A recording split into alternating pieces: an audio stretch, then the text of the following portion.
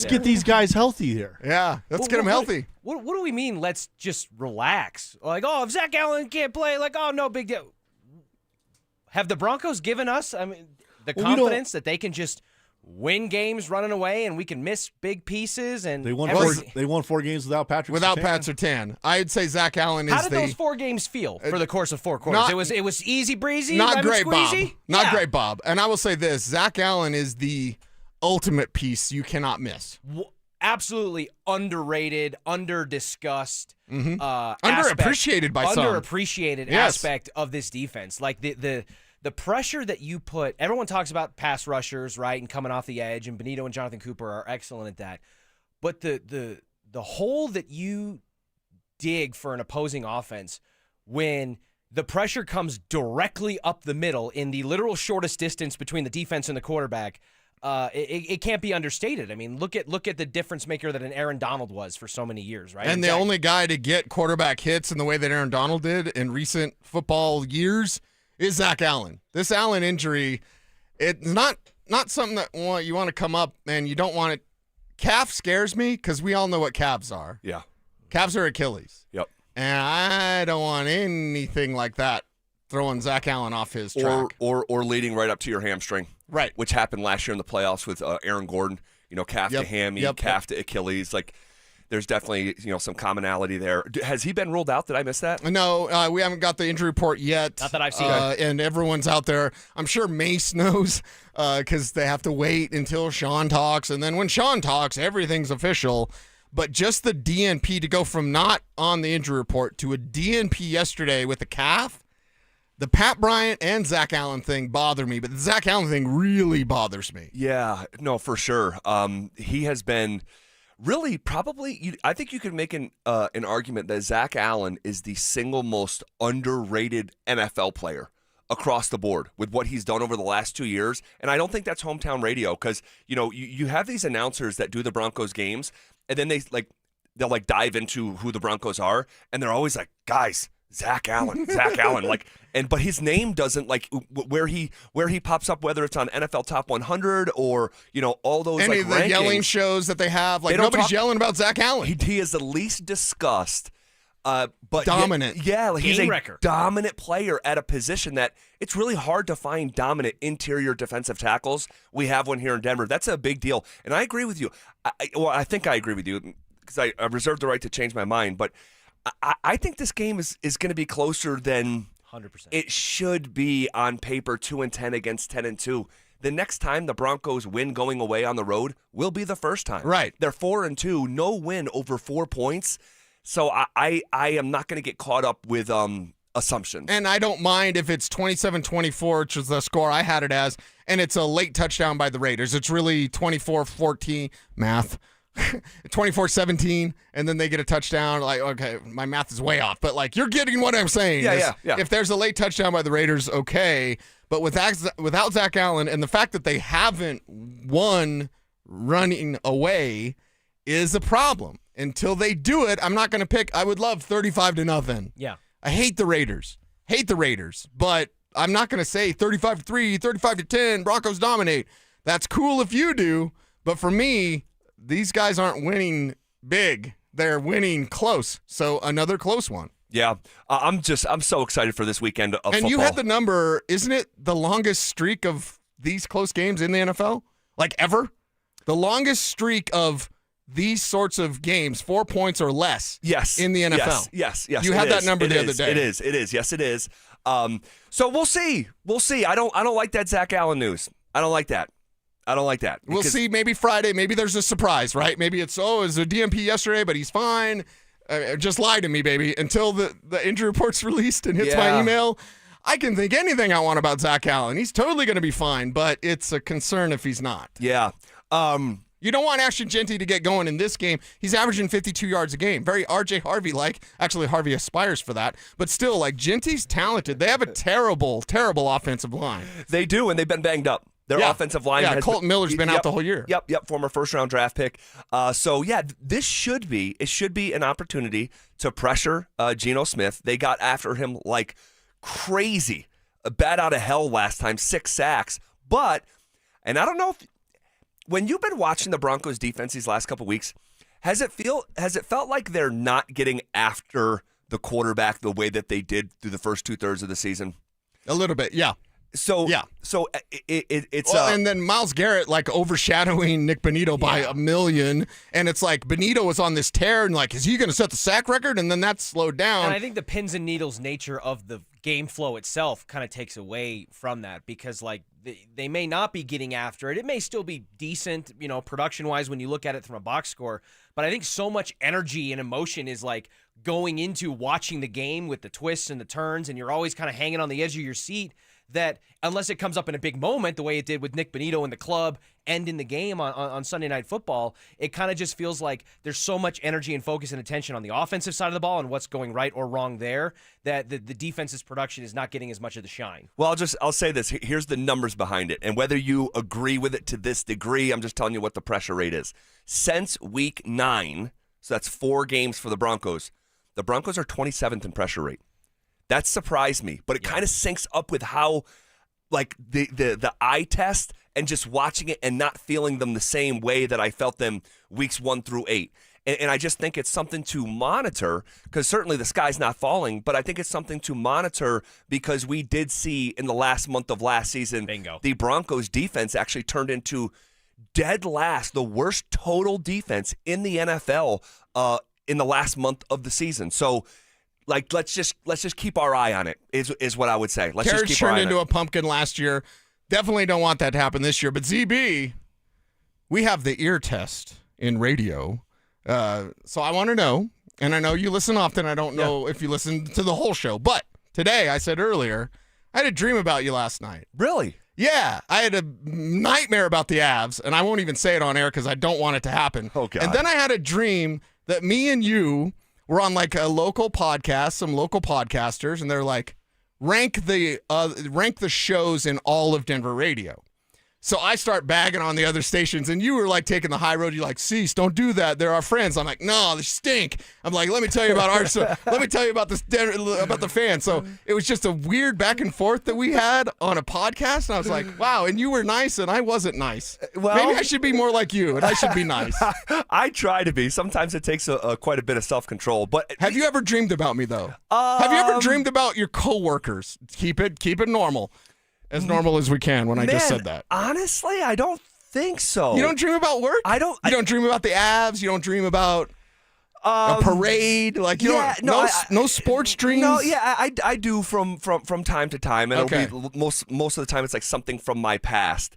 But I was thinking of you on the way in here, because you came in here like a month ago, and you go, man, I can't believe it, but I forgot to brush my teeth today. Yeah, it's the worst thing ever. And in my head, I'm like, Something to broadcast. how does a grown man forget to brush his teeth? Like, don't it's you the have first thing I do in the morning, by the way. Is it really forgetting, or is it ultimately just a conscious decision that you made not to do? No. Trust me, I hate the feeling, and it's the Yeah. very first thing I do in the morning. Dude, so I brush my teeth right before I get in the shower, right on my way here. Okay. And I did something else routine-wise that I might do once every other week or once or 3 weeks. And, dude, I'm on the way in. I'm like, dude, you forgot to brush your freaking teeth. Now, I pride myself. Here's some Listerine patches. Because, I am the son of a woman named Margaret By, and Margaret By was going to be prepared for any situation that she was going to be in, right? In terms of what was in her bag. Is that your bug out bag? So in my bag, I keep, like, I'm showing you guys, like, I keep a deodorant. I feel like Sean Payton going through Bo Nix's backpack. I keep a like, charger. hey, he's got his Bible. There's his playbook. A charger that goes into a car. Hand sanitizer. Right on. Dude wipes. I have Dude wipes are so underrated. Visine. Yes. Don't ask. Hey, I got Visine and chapstick. What's that say about me? I have chapstick. I have an independent charger that if I ever was stranded or in an emergency, that I have an extra, like, block of a charger. And That Ziploc bag has been through some battles. Yes. It's been through some TSA. That's what it's been through. It looks like it's been through some battles because I keep antacids, Tums, and they rub off in the bag, so it looks like they're. So I have just stuff in my bag that I have Halls, I have chapstick, and I have a toothbrush, but I don't have toothpaste. Does anybody have some toothpaste oblongata in the building? Like, do we have some toothpaste? As the son of a lifelong dental hygienist, I feel like I should have a travel size because I love going to the dentist and taking home the toothbrush in travel size. That's like one of my favorite things. I'm embarrassed that I don't have it. I have tons of them. I should. Now you're making me self-conscious. Like, I need to go home and put a toothpaste Now I'm going to start putting toothpaste in my backpack. Because you realize that you get that film and you're like, yes. Oh, God. Yeah, so I'm going to brush the worst thing ever. I'm going to brush my teeth. Luckily, I have a brush. You can brush it with some water. It's fine. Yeah. And I got the Listerine strips for you. We're gonna jerry rig this thing together. Yeah, you got it. You got it. All right, Cease, have a great weekend, man. You too, man.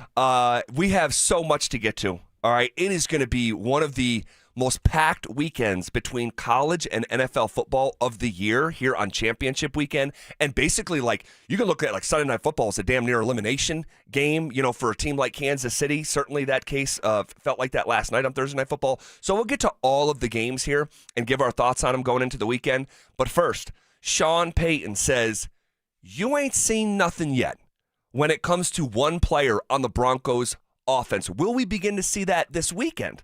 That's next. Will R.J. Harvey finally take control of the Broncos' backfield? Will the Broncos avoid the trap game against a division rival? This is it! We'll react to it all in the Fan Football Postgame Show, live on game day starting at the 2-minute warning. Denver Sports 104.3. The Fan. What's going on, everybody? Happy Monday. Phillip Lindsay here with the one and only Williams Jewelers. And guys, I know there's at least 50 of you listening right now who are thinking about popping that question, and you know you need a diamond. So I'm going to save you time and money right now by telling you this. You need to go see my jeweler, Williams Jewelers, for that perfect diamond engagement ring or the ultimate holiday gift. Or hey, just because that special somebody really deserves it. This holiday, imagine the finest jewelry legends all in one store together, making you comfortable and feel just like family, and their service is going to reflect that. So come shop the finest loose diamonds in Denver. They have every size, shape, and price range you can imagine, and the largest selection of engagement ring settings I've ever set eyes on. And not only are they going to share the secrets of the business with you, they're going to give you the best price in Colorado, guaranteed. So why wouldn't you want to create moments and memories for yourself and the ones you love by going to Williams Jewelers, the official jeweler of the Colorado Avalanche, Denver's first family of fine jewelers, located in Cherry Creek North on 3rd Avenue, and also in Inglewood at Broadway and Bellevue. And don't forget to mention my name, Phillip Lindsay, when you step through one of those doors. Dan Jacobs for 303 Law 4040, and I'm here with that beautiful voice you hear on the other end of the phone oftentimes when you call 303 Law 4040. It's my lovely wife, Kimberly. Kim, I know you and I had so much fun the other day. We actually met with a couple that had been in an accident up north in their house the other day, and Randy was so excited. He's like, I can't believe it. It's the lovely wife. She's right here in my kitchen. He's too kind. It was really great to meet him and his wife and his pets and just be able to help them. I think it helps that when you answer the phone, when people call 303 Law 4040, it makes things, I know calling a lawyer can be scary, but I don't know, your soothing voice just makes it a little bit easier. Well, I just want to help. That's all. And I know how to do that. I love the holidays. I always like to wish our listeners happy holidays. Would you like to do so as well? Absolutely. Merry Christmas, everyone. I hope you have a wonderful new year. And I hope you never need us, but just in case, save that number in your phone. You never know when you're going to need it. It's 303 Law 4040. That's 303 Law 4040. Hey guys, boy Steve here today about my long-term buddy Troy Hansford. And if you're thinking about selling your house for any reason, now might be the time to sell, still get top dollar. Believe it or not, my guy Troy is still offering his $5,000 guarantee. What is it, you ask? Well, if he can't sell your house at your price on your timeline that you agree upon beforehand, bam, going to cut you a check for $5,000. Who else makes the offer? Nobody I've ever heard of. And he makes that offer because he continues to spend a ton of money marketing his listings, has about 100 families approved and ready to buy right now. And if for any reason you need to sell right away, Troy can buy your house, all cash, and he can close in as little as 7 days. You have a house to sell, Troy probably has that perfect buyer for you right now, waiting for you to pick up the phone and to call him. Call Troy, get your home sold for the most money. That's 720-944-33, 720-944-33. Troy Hansford of RE/MAX Professionals, a Colorado licensed broker. Some restrictions do apply. Want to sell your house? Then call my buddy Troy, 720-900-4433. It's Toyotathon at Groove Toyota, and our used lot is stacked. Choose from hundreds of used and Toyota certified vehicles, from Colorado-ready SUVs to reliable commuters, plus over 25 vehicles under $10,000. If you want selection and value, you won't find a better lineup anywhere else. Lock in your deal now before the clock runs out. Shop today online at GrooveToyota.com or on Broadway in Inglewood. Groove Toyota. Start here. Go anywhere. Hey guys, it's Zach By here. This holiday season, give your home the gift of beauty and comfort with 5280 Exteriors. For a limited time, enjoy 20% off your windows or siding project. That's right, premium craftsmanship, stunning curb appeal, and energy efficiency. All at a holiday savings you can't miss. Call 5280 Exteriors today or visit 5280exteriors.com to schedule your free consultation. 5280 Exteriors, the altitude of quality. Don't wait, this offer ends soon. Stay up to date on the Broncos with our 9 News Broncos insider Mike Kliss. Presented by Fitness Gallery. Hear the latest from every practice and every game every single week during football season. Denver Sports 104.3. The Fan. It's a Bud Light Football Friday. Bud Light, an official beer sponsor of the Denver Broncos.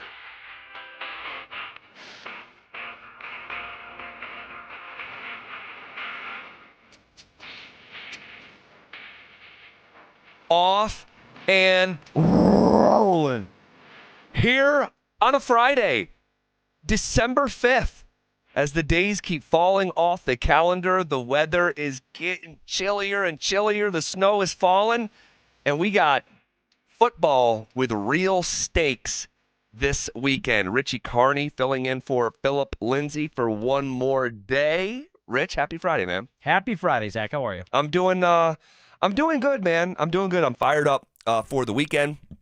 And just all the fixins that are waiting for us. Yep. You know, championship Saturday, and I can't wait to, well, basically, this is how my Saturday will go. Wake up, the kids will be crawling all over me. We'll ease into the morning. Some coffee, watch game day for a little bit. Leave the house around 11:15 for a basketball game at noon. I'm the head coach of my 7 and 8 year old teams. Iron Fist team.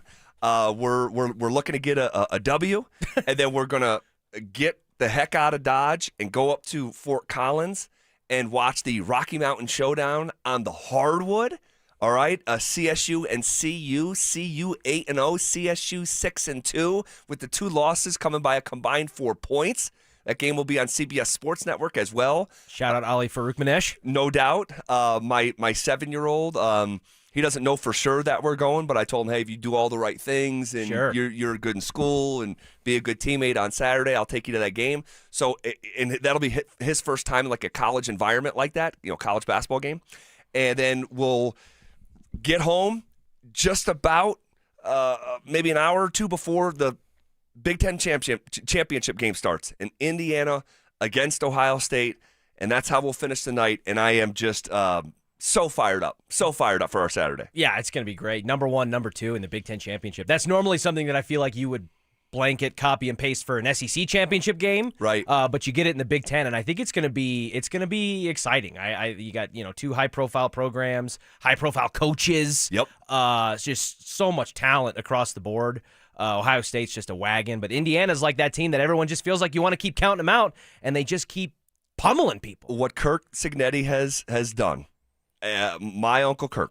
He is my hero, and this is going to be the first time that Ohio State, I think, maybe along with the Michigan game, felt their equal up front. Mm-hmm. Indiana, that's where they struggled a year ago when they stepped up to the highest level of competition. They just weren't fortified in the trenches.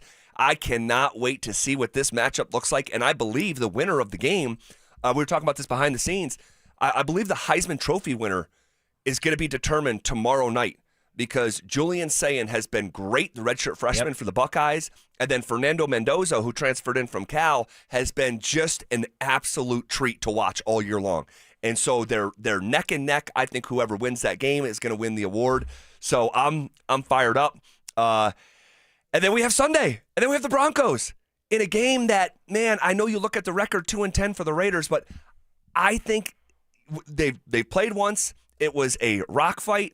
the Broncos have just played in close games all year, no road win over 4 points, and you get that tiebreaker over Indianapolis or over New England, excuse me, and it's just it means so much. And I can't wait to watch that game on Sunday afternoon. Yeah, it's a 2-win team that the last time you played, you mentioned it, it's a rock fight, and they're better. The Broncos are in basically every statistical category that we kind of laid out yesterday. But the Broncos are just coming off a primetime game against a 3-win team that took every single second and then a bonus quarter to get a 1-point victory in dramatic fashion. So, again, and this is kind of what I was listening to Chicken Fingers and Cecil going back and forth talking about it, and they were talking about the Zach Allen injury, and it's like, hey, man, listen, if Zach Allen's not hurt, no big deal. Don't rush it. Don't do this. Like, we'll beat the Raiders. And I'm like, where is this confidence coming from? Like, what are you drawing from that says that the Broncos, in a game that is as lopsided from a records and a standing standpoint as could be, are just going to roll in there slightly undermanned and take care of business? You know, I think they will ultimately, but I'm not, it's not a snoozer. No, I know for sure I will not be picking a blowout. I will be picking the Broncos. I just don't know by how much yet. And then, so if they're going to continue to win these games and go on a true run, they're going to have to figure out this run game. And Sean Payton, earlier this week, was asked about R.J. Harvey and just feeling more trustworthy as Harvey has gotten better at pass protection. Sean gave a really interesting answer. This is what he said. Yeah, I think I would say this, though. Man, there's that saying, you haven't seen anything yet. He was still had this rare running skill set that you're going to see and continue to. We knew he was really good with the ball in his hands, catching it, former quarterback. And so, he's being thrust into. There's a lot that goes into it. I mean, Vegas is going through it with Genty but like we as coaches, like identify, hey, how do we get him, even to where you're looking at it, how do we get him the touches he needs, and Jaleel, even Tyler, and how do we manage that and make sure they're doing the things they do well? There's a little puzzle to it, but when it comes to look, there's certain things he's got to be able to do in protection, all right? It doesn't mean he has to be our third down protecting back, but, when we run a play on second, it can't just be handoffs when he's in there. And he's good with protection. He's put together well. He's smart. He's just quiet. You guys that have talked to him, you really got to poke him to get something out of him, but I think that's just his nature. It's one of the more thoughtful responses you'll hear from Sean Payton. But I was really interested, and there was a lot there, but I was really interested in the first portion of his response, where he's asked about the pass pro, and he's like, yeah, okay. You ever hear that phrase, you haven't seen anything yet? Yes, we all know Bachman-Turner overdrive. Yes. Like, this is, what we're dealing with. And he almost is... Selling's not the right word, but he's almost selling you on a picture because you haven't seen it yet, and we have not seen it yet as a fan base, and he knows that. And he actually said, you go back to the evaluation, he had this running skill set. Not has, you're seeing it. Mm-hmm. No, guys, in the evaluation, he had, past tense, this running. And I know you're not seeing it right now, and I'm repackaging his words. Mm-hmm. I know you're not seeing it right now. You haven't seen anything yet. When you see it, you're going to believe it the way that I believe it. And it's almost a bit of a coach sales pitch on the vision that hasn't quite yet come into focus. Yeah, listen, I mean, every great salesperson instills something in you that almost is like telling you what you want or drawing out the outcome while almost leading you to believe that you're going to come about it naturally on your own, and it's not going to feel like you're pushing this agenda, right? So he's setting the groundwork of, no, it's already there. We know it. You don't know it yet because you haven't seen it, but you will. And again, when you have the phrase, you ain't seen nothing yet, I actually think we've seen a lot. We just haven't liked what we've seen. Right. So I think there's a misleading premise right there off the bat. And talking about protection, right? And that's great. You know, RJ Harvey, if he's able to be better in pass protection, and maybe that gives him more opportunities to stay on the field. And I think Sean's alluding to the fact that we don't want it to be a tell that if RJ Harvey's in the game, it's not a pass play. Correct. And that's a Jaleel conversation. Right. And that's great. But that's not really what RJ Harvey needs to break through on in order for him to take the mantle of this backfield. Agreed. How about we talk about the strength between the tackles, turning it north and south? If he's getting better in that area, and that's the skill set that we haven't seen yet, and that it's there, great. But don't tell me that I haven't seen anything yet. Well, it's an interesting conversation. We're going to continue to have it until we do see it, all right? And hopefully that starts on Sunday afternoon. And I have a follow-up, though, as it relates to something else Sean Payton said about the running back position that sort of contradicts what he actually just said. We'll get to that. Also, tonight could be a bit of a tricky spot for the Nuggets, and we'll talk about why next. After a disappointing season, has the pressure been turned up on Coach Prime and the Buffs? Guys, I'm telling you, if Deion Sanders doesn't win and win big next year, CU Athletics will be in a worse spot after he leaves than before he arrived. And that's a promise. Denver Sports 104.3. The Fan. Hey, what's up, guys? It's Zach here on behalf of the Rocky Mountain Men's Clinic, and that's a promise. I got talking to you men out there as we're heading into the weekend. Oh my gosh, I crack myself up sometimes.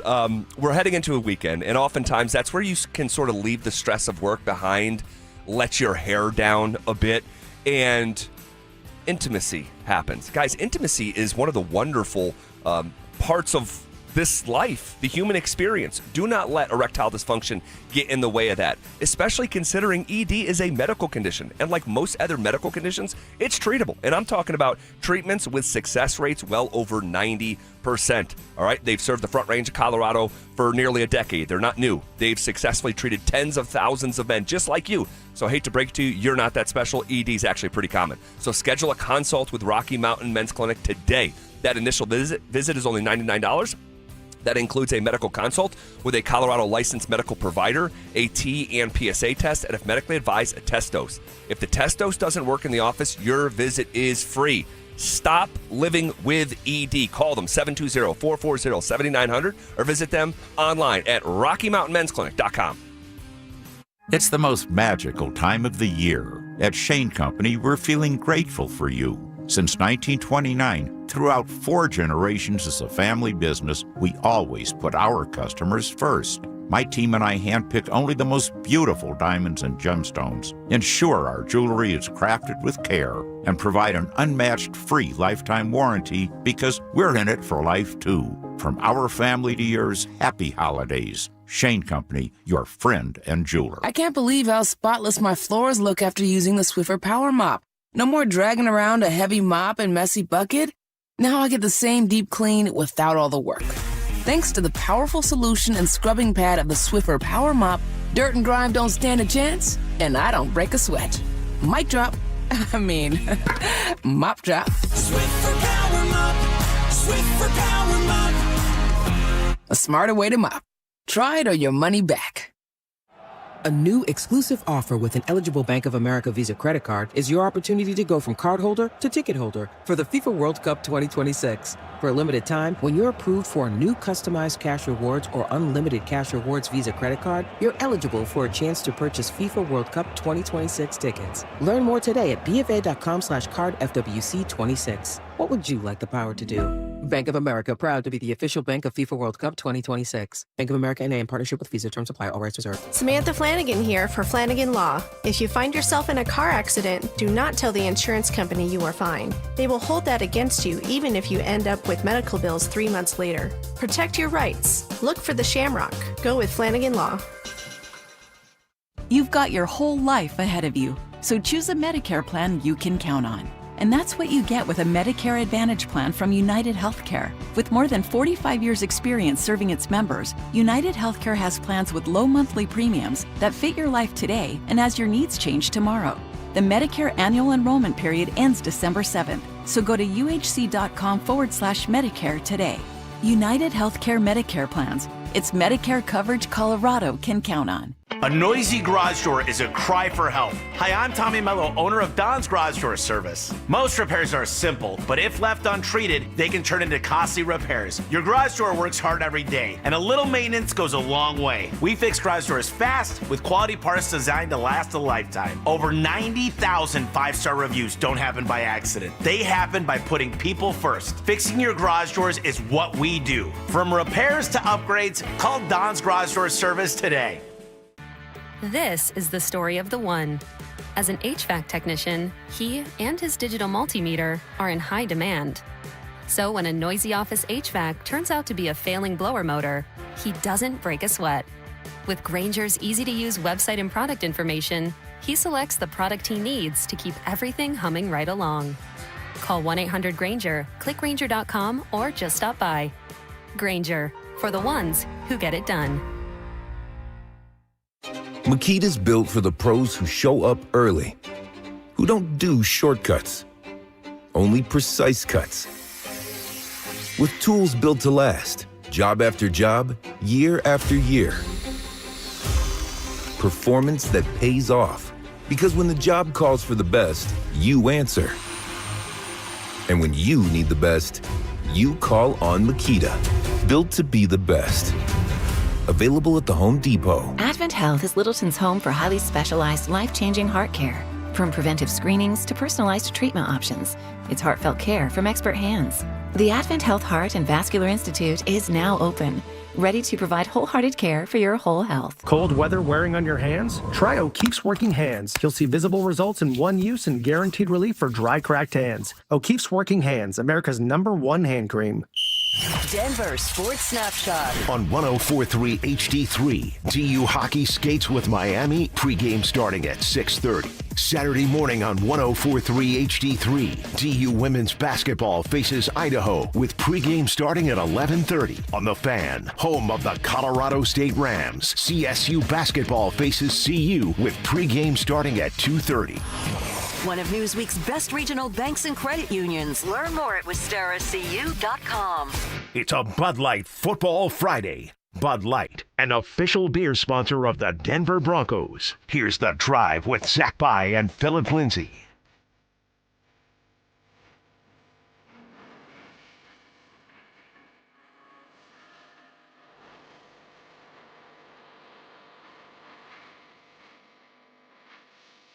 All right, I want to just finish up the conversation we were just having about the Broncos run game, and then I want to talk some Nuggets, how tonight could be a tricky spot for Denver. Not as tricky as the spot that Troy is in at 5 o'clock on ESPN against the James Madison Dukes. Ho, get a mop. A lot of blood to clean up after that one. JMU is going to kick their head in. Okay. Sean, we're just having the conversation, and I don't want to spend too much time on this, and we can circle back to it if need be. But Sean Payton, we played the sound bite, and I'll play the beginning of it here. He's asked about R.J. Harvey earning more trust in pass protection. Yeah, I think I would say this, though. Man, there's that saying, you haven't seen anything yet. He was still had this rare running skill set that you're – Okay, so he still had this rare running skill set, going back to the evaluation. He is not talking about the skill set that we're seeing on display as a Denver Bronco. UCF. It's the opposite. What did I say? No. I'm just saying he's talking about the evaluation of him at UCF, not as a Bronco. Yes, not as a Bronco. He's telling you that I know you haven't seen it. That's why I have to say, there's the phrase, you haven't seen anything yet. Not to imply that I know more than you. Right. Because I would never do that. But, so he's telling you, like, just wait. I know you haven't seen it quite yet, but you haven't seen what I saw in the evaluation. And it's taken some time. We're trying to figure it out. Okay. And then he starts talking about the number of carries to get him going and all this stuff. But Sean said in the preseason, during training camp, something that I have been talking about quite literally for years on this station, is that the running back position, and it's not just my proprietary thought, so let me just say that, but I'm saying the running back position is the quickest starting position in all of football. Very rarely is there a running back, and not to say it's never happened, but it usually does not. You know pretty quickly. You know pretty quickly who can play at that position and who can't.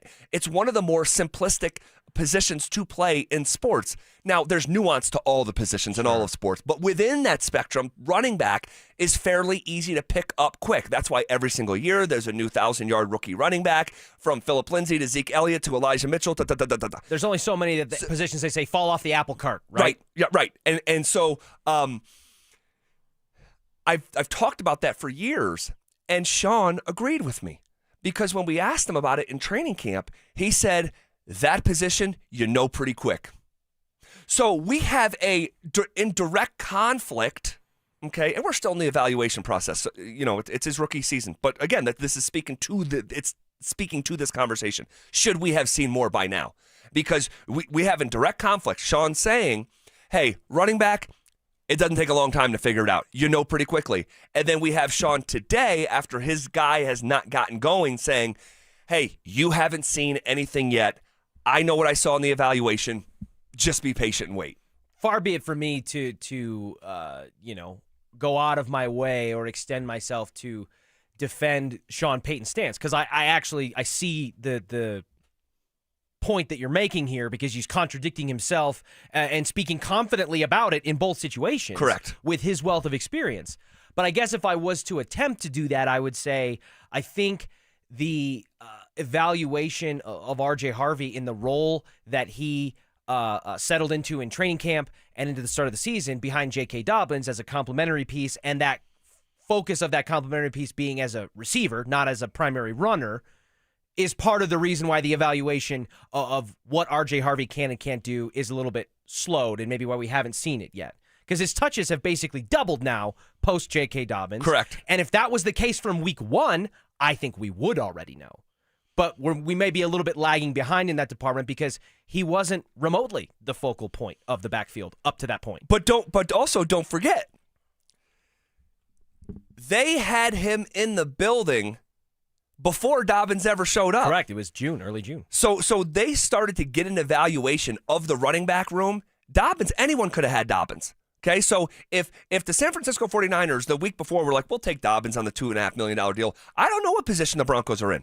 But because they Not the position they're in. No, correct. Agreed. So, but they had that preview, and Sean Payton said, not enough. Just don't really think we have enough with this group.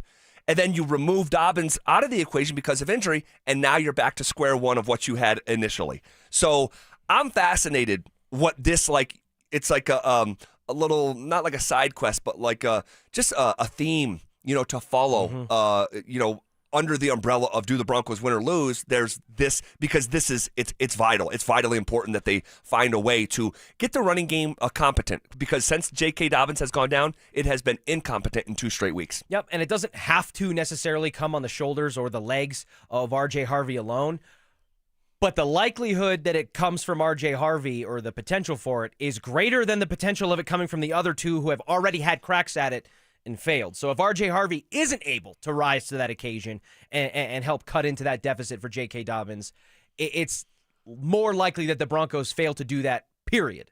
It's like either he does it. See, I don't know if I always agree with that, because I think Jaleel has a shot to take the room over, has a shot. He has not maximized his opportunities. He had a shot last year. He did. And I was very critical of him, and he deserves to be in the position that he's in. But that said, it's so lackluster from Harvey on a down-to-down basis that I just see the way that Jaleel hits the hole, and I just think that, man, maybe there's, I don't know. Maybe I'm holding out hope. You know what's funny? I didn't think about this until this moment. We were talking about with last year's backfield with Javonte, right? Mm-hmm. That Javonte's effectiveness as a runner was so frustrating. You were pointing out on a week-to-week basis his lack of explosiveness and giving statistical evidence of it and compounding it week to week. But it was, hey, he's great as a pass protector and he's as a receiver. He was the second leading receiver for the Broncos by receptions over the course of an entire season. And it was like, gosh, that's the only thing keeping him out there. But as a runner, it's totally beatable, and none of the other ones could do it. Well, R.J. Harvey's best skill set is as a receiving threat out of the backfield. But the floor for him as a rusher is so low that in theory it should be something that Jaleel McLaughlin and Tyler Bidae can overcome. They just haven't up to this point. Right, yeah. And my fear is that the room is just the room, and this is what you have. And Bo is going to have to really elevate his level of play, like truly and legitimately elevate it to try to balance out the lack of run game. Okay. I think tonight could be a tricky spot for the Denver Nuggets. All right. And I want to talk about why coming up next.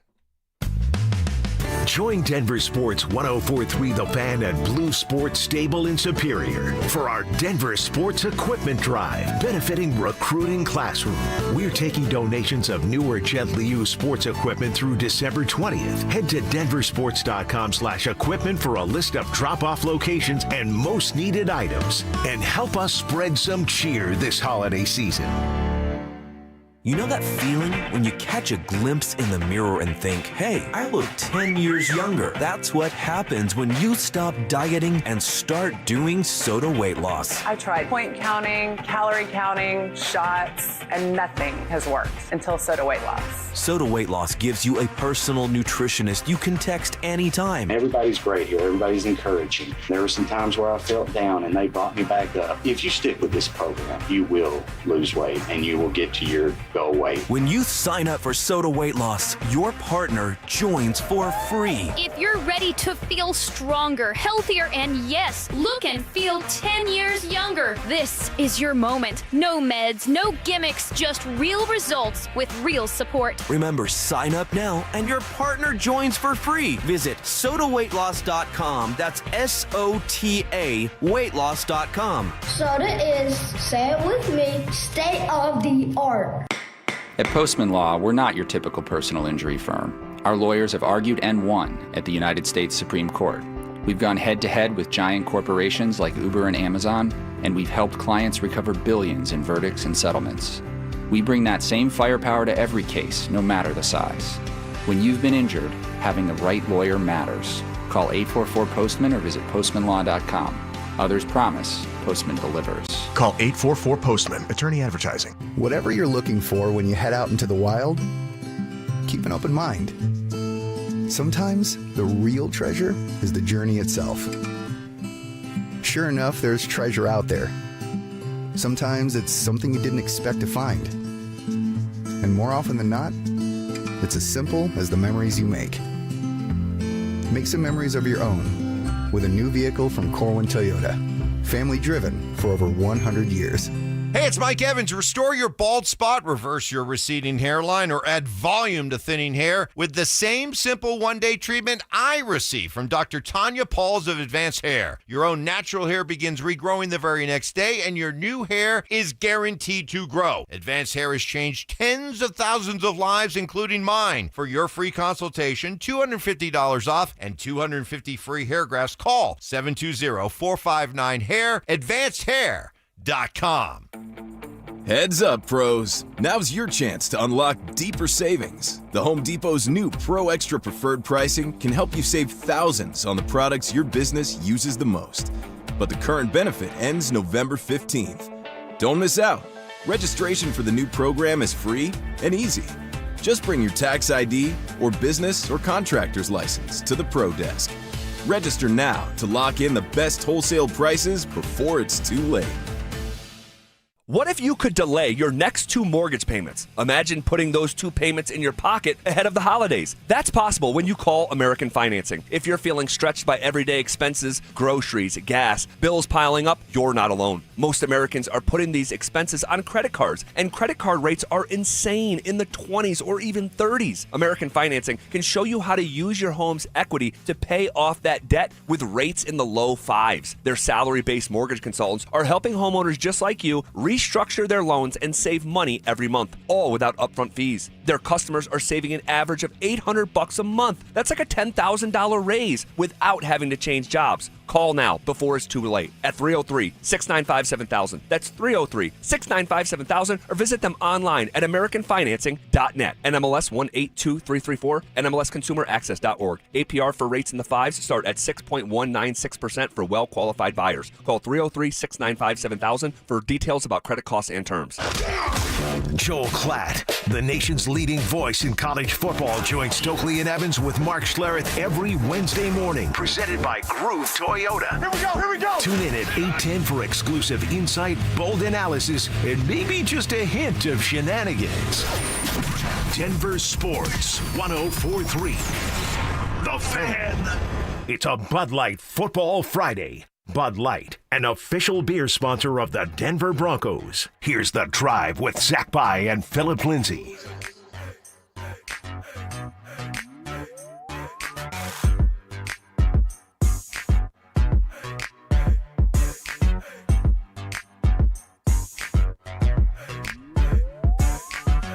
All right, Denver Nuggets back in action tonight. They will play this evening and then in an early game on Sunday. Earlier, anyway. I want to say like 4 o'clock in the afternoon our time. I believe it's Charlotte. Let me double check that. Yes, at Charlotte. So we have a 4-game road trip. One win already in their pocket after Jamal went nuclear in Indianapolis on Wednesday evening. Sick. So now they have the Hawks tonight. And this is a interesting game. If you have not put eyes on Atlanta yet, well, you're going to have your chance here tonight.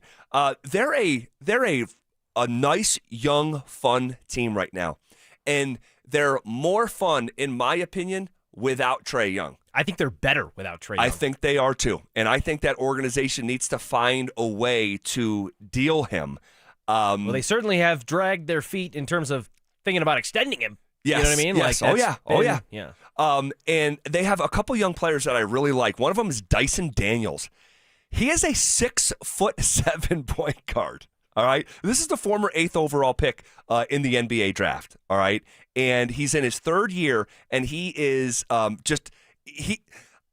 think if he plays well, and you'll see who he is defensively tonight, I think Nuggets Nation is going to walk away saying, okay, that's a real player. Jalen Johnson is another one. Now, we don't know if he is going to play tonight. He was present at shoot-around. Was he? As was Porzingis. Okay, I did not know that. And yes. Porzingis has been sick. Mm-hmm. He's missed, I want to say, 4 of the last 5 games. Yeah, 4 or 5 games. So it's a team that, and Jalen Johnson, 6'8", long, athletic. You may have seen him play at Duke if you're a college basketball fan. But the Hawks, there's a couple things that I want to get to here. The Hawks are a team that are young, long as hell, and athletic. And this is the trend of the NBA right now for teams that are in rebuilds, and this is what they're looking for. And I think that who this team is defensively, especially for a player like Jamal Murray, could be a little bit problematic. And I also... It's worth mentioning, I'm hearing Earl Boykins in my head, who told me in our first year of doing the Mile High Hoops podcast back in 2017 or 18, and I remember him, the Hawks were the worst team in the league. And he's like, Zach, they're going to lose that game in Atlanta. And I'm like, no, they're not. He's like, no, Zach, they're going to lose. And I'm like, no. He's like, dude, it's a Western Conference team, you go to Atlanta one time. And it's one of the most fun places in the entire league to go out. It's magic, some might say. Some might say it's magic. And obviously a reference to Magic City, the famous strip club that has carved out its own niche in NBA lore. Lemon Pepper. Lemon Pepper, Lou, all that stuff. And so these guys are still young guys with a pocket full of money. They're going to go out. It's not a back-to-back. That means they were in Atlanta last night. And I just think it's an element to watch here this evening. Yeah, no, I think so too. And listen, I think that the Nuggets are kind of in this weird space themselves where I think every game takes on an added level of intrigue or potential speculation because of their injury issues, but also as evidenced by, Jamal Murray's 50-point explosion, the way that Jokic for years has had the propensity to put a team on his back and put them through situations. So you've got unknowns with the Nuggets based on their health status and situation and all the pieces that they've tried to put together this offseason up against a team who, as we alluded to, might be better without their star player, the potential face of their franchise, or actually has been the face of their franchise for a bit now. And so it's just one of those games where I feel like you could make an argument for a handful of different outcomes and have valid backing for each of them on how it might turn out. Totally. I remember last year, a lot of people wanted Christian Brown to get the Most Improved Player award, and he belonged in that conversation. I lost some money on that. Did you really? I did. The guy who won it is Dyson Daniels. Yeah. That I was talking about earlier. So you're going to see him tonight, and so we'll see what it looks like here later this evening. What do you think the number one thing that you'll be looking for tonight, Richie?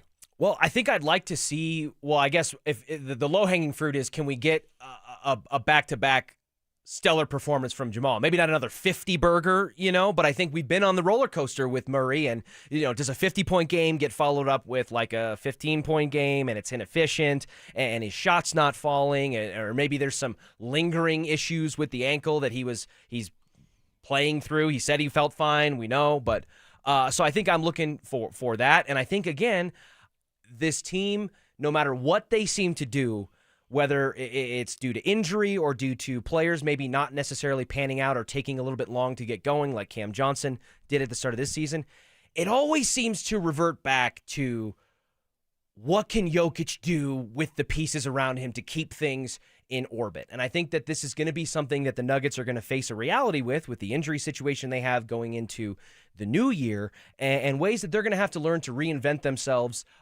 both offensively and defensively. And I think that you have a good opportunity to do that against a bad Pacers team. This is a better team than that, but I think a more professional, to use your word, defensive effort, follow-up performance from Jamal, and maybe how Jokic is able to maneuver and manipulate with the pieces he has around him to keep the offense humming. Yeah, I like it. Certainly, Jamal, what does the follow-up act look like after going for 52 just 48 hours ago? For me, I'm going to be really watching the defense. I think it's the biggest theme right now of the season. Can they get their defense? Very rarely does a team go win an NBA championship that doesn't have a top 10 defense. Okay, that's typically like the Mendoza line. Like you can be like 8 or 9. Your offense has to be elite. We know Denver's offense is elite. Denver's offensive rating, net rating, points per, every offensive metric you can look at, efficiency, they check all the boxes in Sharpie. Can you be competent defensively? And once you get to competent, can you get to above average? You're not going to beat a team like Oklahoma City with even just average defense. I don't believe that's going to happen. And right now, the Nuggets are so woefully below average that they need to find a way. You know who it reminds me of on some Sundays is the Broncos. Yeah. That they are so good defensively, and then offensively, you lead the league in 3 and outs? You lead the league in punts? How could this be possible? Penalties. Yep, and you lead the league in penalties as well. So right now, the Nuggets are so lopsided. It's fine right now because your offense is so good.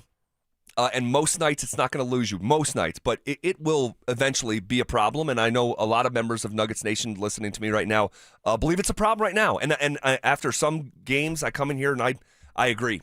I agree. Yeah, and again, to use your Broncos parallel, because I think it's apt, it's just about being respectable in some aspects. It's hard to be elite at everything. You can't, there's going to be a maybe it's small, maybe it's, varying size, a weakness in your arsenal. But if you can just keep it respectable, and it's not a Achilles heel in the most literal sense where it's like, this is your weakness, and it is a kill shot kind of thing. And that's how the Nuggets defense has been. You've pointed out the Dallas game, the worst offense in the NBA. Yeah. Hung 130 points on you to the degree that the best offense in the NBA couldn't even outshoot it. You couldn't outshoot your own bad defense with the best offense in the league. Yeah, and you want to know what's crazy? That Mavs defense, it's actually like Mavs offense is actually like historically bad. Come to find out. And I can give you some context on that just a little bit later in the show. But all right, shifting gears. What is the single biggest key to victory to lock in a 10th straight win for the Denver Broncos? We'll preview Broncos Raiders next. Denver is back in action this weekend with a rematch against Las Vegas. Kick your football Sunday off in style with Denver Game Day, powered by Common Spirit Health, official healthcare partner of the Denver Broncos. Live on Game Day starting at 10 a.m. Denver Sports 104.3. The Fan. This is the story of the one. As the purchasing manager at a manufacturing plant, she knows the only thing more important than having the right safety gear is having it there when you need it. That's why she partners with Grainger for auto reordering, so her team members can count on her to have cut-resistant gloves on hand, and each shift can run safely and efficiently. Call 1-800-GRAINGER, click Grainger.com, or just stop by. Grainger, for the ones who get it done. Honey, look. 4 calling birds. Do they have cell phones? Well, yeah. They're called calling birds because they have 4 lines of Cricket 5G. How do they pay? Oh, easy. Each line is only $25 a month. Who are they calling? Beats me. One sec, gotta take this.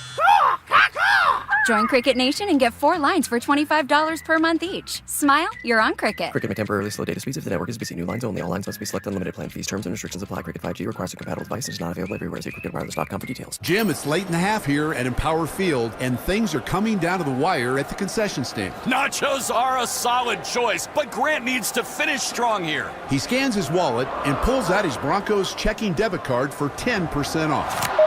Wow, savvy move. And with no surprise fees, he won't regret this order. I don't know, Jim. That's a lot of cheese. Bank like a Bronco with Broncos checking from INT Credit Union. Insured by NCUA. Membership required. Comcast Business is celebrating the holidays by giving your business the $1,000 holiday bonus when you switch to a gig speed internet package. Just imagine the thousands of possibilities of a $1,000 prepaid card. Like possibility number 12, a new laptop for the office holiday hero. Or possibility number 108, smart speakers to deck those hallways. Or possibility number 192, new equipment for the new year. Or possibility number 555, Bluetooth holiday lights for office decor. Switch to Comcast Business, designed for 100% reliability with business internet and wireless connect, plus advanced cybersecurity, and now get the $1,000 holiday bonus. Comcast Business, powering possibilities. Ends 12/14/25. New customers only with 2-year agreement. Requires qualifying gig package. Other restrictions apply. This is Jeff for Rocky Mountain Men's Clinic, where we've successfully treated thousands of men for low testosterone and helped them feel like their old selves again. Please take a moment and listen to how we help Greg. Hi, my name is Greg. I've been a patient of Rocky Mountain Men's Clinic for over 10 years. I noticed that I was really tired. I was lethargic. I didn't sleep really well, and I was overweight. My waist was 4 inches over what it should have been. It was really difficult for me to lose the body shape I didn't like. And of course, my marriage, yes. No man in their 40s wants to have low libido in their marriage. I'm really thankful for this therapy because it just makes me feel the man I want to be, active, at home, everywhere. If you're feeling like I was, call the Rocky Mountain Men's Clinic today and get checked. You have nothing to lose and everything to gain. Thanks, Greg. It's true. Low T therapy will likely change your life. Your initial appointment is only $99 and includes blood work and a medical consult. Call 720-440-7900 or go to RockyMountainMen'sClinic.com. Samantha Flanagan here for Flanagan Law. If you find yourself in a car accident, do not tell the insurance company you are fine. They will hold that against you even if you end up with medical bills 3 months later. Protect your rights. Look for the Shamrock. Go with Flanagan Law. Hey guys, Mark Schlereth here from my friends at O'Meara, and don't miss the payoff reduction event happening now at O'Meara GMC. Here's how it works. Your payoff's $18,000 at O'Meara GMC, it becomes $6,000. If your payoff is $14,000 at O'Meara GMC, it becomes $2,000. If your payoff is $12,000 at O'Meara GMC, it becomes $0. Over 1,000 vehicles to choose from, and 0% APR financing can save you even more. It's all happening right now at O'Meara GMC on 104th, stock TG 100701. Must qualify for all rebates. Marketing can feel overwhelming. Where to start? What works? What doesn't? That's where your marketing experts at DenverSports come in. Audio, video, online marketing, and we know how to cut through the noise so your customers finally hear your story. You don't have to waste time guessing or spinning your wheels. We'll guide you with a proven plan that turns your marketing into growth. Let us handle the hard part. You do the easy part. Head over to DenverSports.com and click Advertise with Us and start growing your business today. For the fitness fanatic on your Christmas list, save big this holiday season. At Fitness Gallery, we have deals everywhere, up to 50% off. Visit one of Fitness Gallery's 7 convenient locations from Colorado Springs to Fort Collins. We have you covered. This segment on 104.3 The Fan's brought to you by Williams Jewelers, the official jeweler of the Colorado Avalanche. KKFN and KKFN HD1 Longmont, Denver. You're listening to Denver Sports 104.3 The Fan. Denver Sports Snapshot. On 104.3 HD3, DU Hockey skates with Miami, pregame starting at 6:30. Saturday morning on 104.3 HD3, DU Women's Basketball faces Idaho with pregame starting at 11:30. On The Fan, home of the Colorado State Rams, CSU Basketball faces CU with pregame starting at 2:30. One of Newsweek's best regional banks and credit unions. Learn more at WistaraCU.com. It's a Bud Light Football Friday. Bud Light, an official beer sponsor of the Denver Broncos. Leading off with a big story of the day, here's The Drive with Zach By and Denver, Colorado's own Phillip Lindsay. 1 hour in the books. Quicker than a New York minute. Hanging out with you on a Friday. Man, oh man, oh man. That hour flew by. Appreciate you guys rocking with us. All right.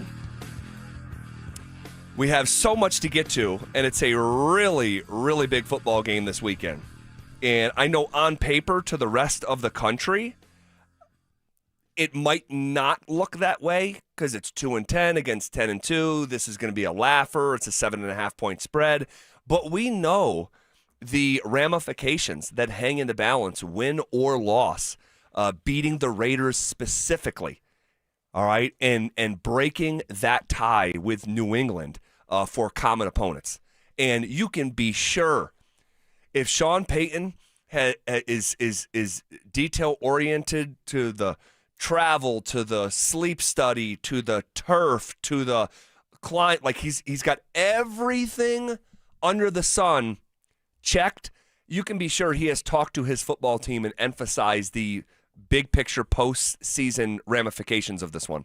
Yeah, there's no doubt. Because again, you look at the two polar opposites, 10-2 and 2-10. It happens to be a AFC West matchup, and the tiebreaker situation with New England, compounded with the importance, in my opinion, and I would imagine in Sean Payton's opinion, of getting the number 1 seed and setting yourself up with an extra week of preparation to get into a postseason matchup where you have 2 games at home to get to a Super Bowl. And I think, people get bogged down in the, I think there was this inherent nature to want to say, hey, that, the number 1 seed's not the most important thing, and the Broncos, it wouldn't be the worst thing maybe if they lost a game here or there because you learn more from losses than wins. But I think that this Broncos team, by the way, they've scrapped and clawed for everything they've earned through this season, and the way that their losses came about a fingernail short in 2 instances shows you that the margin for error is slim, both on offense, in a game as an offense and a defense, and in this season, because the Chargers aren't that far behind you in the AFC West either. It's true. And you don't want to enter that Pandora's box when you're in the position that you're in right now. When we talk about the keys to victory, I think right at the top of the list is getting pressure on Geno Smith. Mm-hmm. And Geno is a competent quarterback. Would you agree with that? I think, yeah, I would say overall in terms of his NFL career at large and then in this season, yeah, I would say he's competent. It's hard to say he's good. I don't think don't think he's great. No, certainly not. But, you can watch other quarterback performances around the league and point to it and say, okay, Geno Smith's not like that. Right. So you show him some respect, but at the same time, if he is just hanging out back there, like, he can deliver the football. And so get after him, make him feel uncomfortable, move him off his spot. Colton Miller, the tackle, is down. He's not going to play. This is an opportunity for the Broncos, really.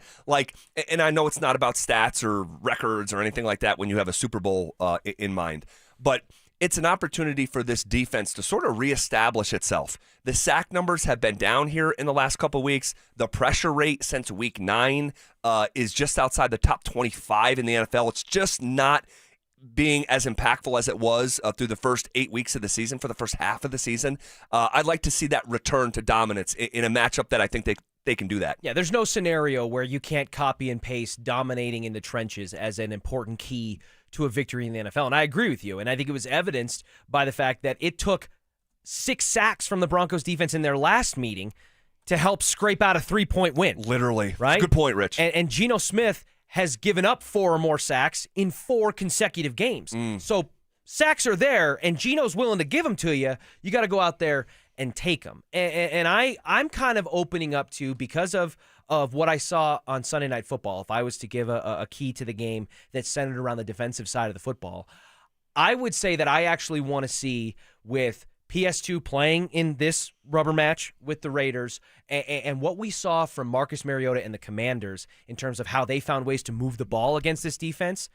They ran the ball well with Chris Rodriguez and company. They did. They weren't afraid to go right at that interior defensive line and put it between the tackles. And Marcus Mariota, while he moved well, maybe better than I've seen him in a good stretch of time, certainly in their previous month or so being the Commanders, they got the ball out of Marcus Mariota's hands quickly. Real quick. And like sub 3 seconds quick. Yeah. And so that can make it difficult, I think, for Jonathan Cooper, Nick Bonito, and apparently a banged-up interior defensive line for the Broncos with Zach Allen and DJ Jones struggling through DMPs this week in practice.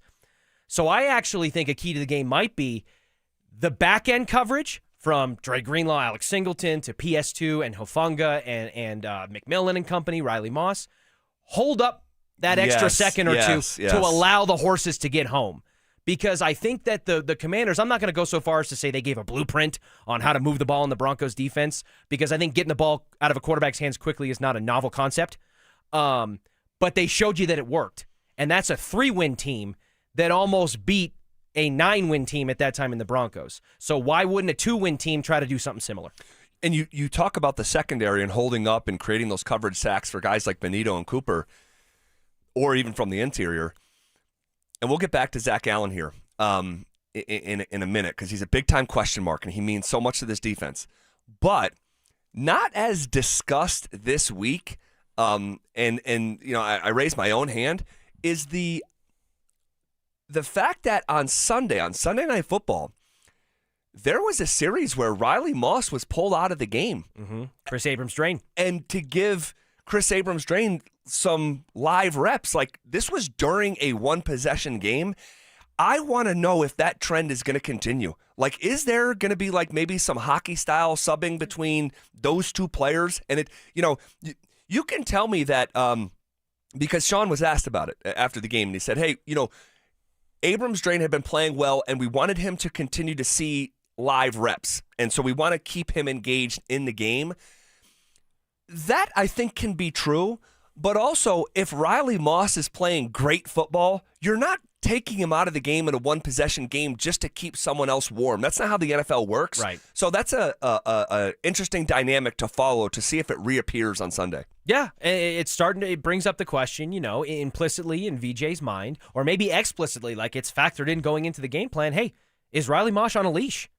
Is this a situation where if Trey Tucker or Brock Bowers or whoever it is, wherever Riley's matched up on in coverage as they move things around, if it's looking like, because we know what the margin for error was and the margin of victory was last time around, and we've seen how this team has had to kind of keep their head above water and fight to the last second of every game, sometimes even into overtime, do we need to be more aggressive in saying, hey, this isn't working. I'm not waiting for a 45-yard pass interference call that the Raiders may be looking for and targeting as an offense. Hey, if we can run a deep route on Riley Moss and just chuck it up there, maybe we get the flag. More often than not, teams have had success with that. Yeah. So, hey, I'm not going to wait to allow, if I'm Sean Payton, I'm not going to wait to allow you to make that chess move on me.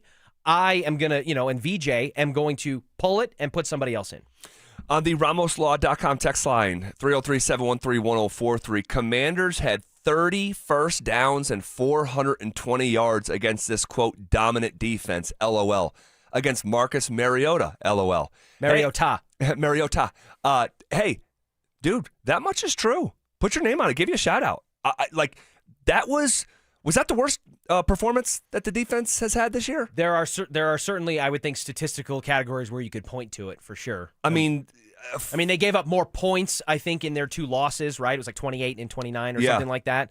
So maybe a shade less there, and it took overtime to get to that number. I think it's the worst because from a yardage standpoint, the Commanders, every time they had to move the ball, they did moved the ball, even if it was third and long, fourth downs. Yeah, third and 21 or 24, something like that. And you look at it wasn't 430 yards like the texter said, but it was damn close to that. 419 yards and 30 first downs to the Marcus Mariota-led Commanders who hadn't won a game in 2 months. Yeah, it wasn't good enough.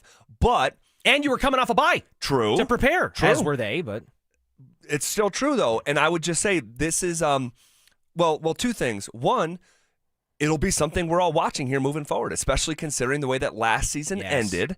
But also, in terms of judging this defense right here this year, I think we have to lean on the larger sample. This defense has been excellent. Yes. Just excellent.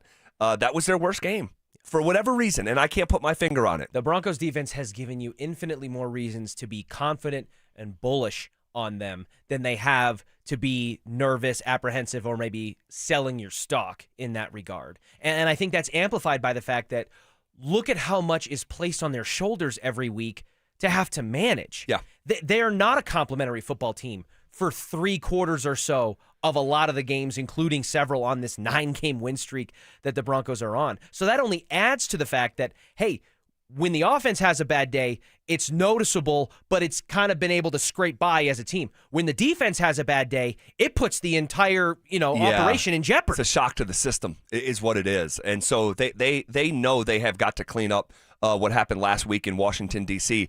On offense, a big question that I have coming in is, what does the follow-up act look like for Evan Ingram? We talked about Ingram in dedicated fashion earlier in the week.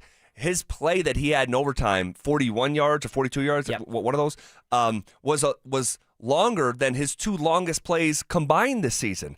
You can combine his 2 best games, and it was only 5 yards more than his game against Washington. Was that a one-off, or has he earned trust with Sean Payton, Bo Nix? The reliability rating goes up a tick, and we start to see maybe not exactly those numbers, but some more in that vein and variety from this prized free agent that we thought was going to change the entire offense. Yeah, the Joker, right? And to add it more context to it in a keys to the game sense, we've kind of talked about with the Broncos offense that, hey, the run game, sans J.K. Dobbins, has not been a reasonable resemblance of what it was, and there's not a ton of confidence in that trio led by R.J. Harvey to be able to replicate that. So it's going to have to come with a step forward and an added layer of production from Bo Nix. And a great way to help Bo Nix do that would be for his tight end and that player that you mentioned in Evan Ingram, this crown jewel offensively of the offseason, to string more of those games together, to be able to make plays in space and help move the chains the way he did on that critical drive at the end of the Commanders game. Another dynamic I'm watching for, and that voice you're hearing is Richie Carney's filling in for Phillip Lindsay today. Another dynamic I'm watching moving forward, and it doesn't just relate to the Raiders game. I think it relates to the rest of the season. I think it relates to the ceiling of the Broncos offense.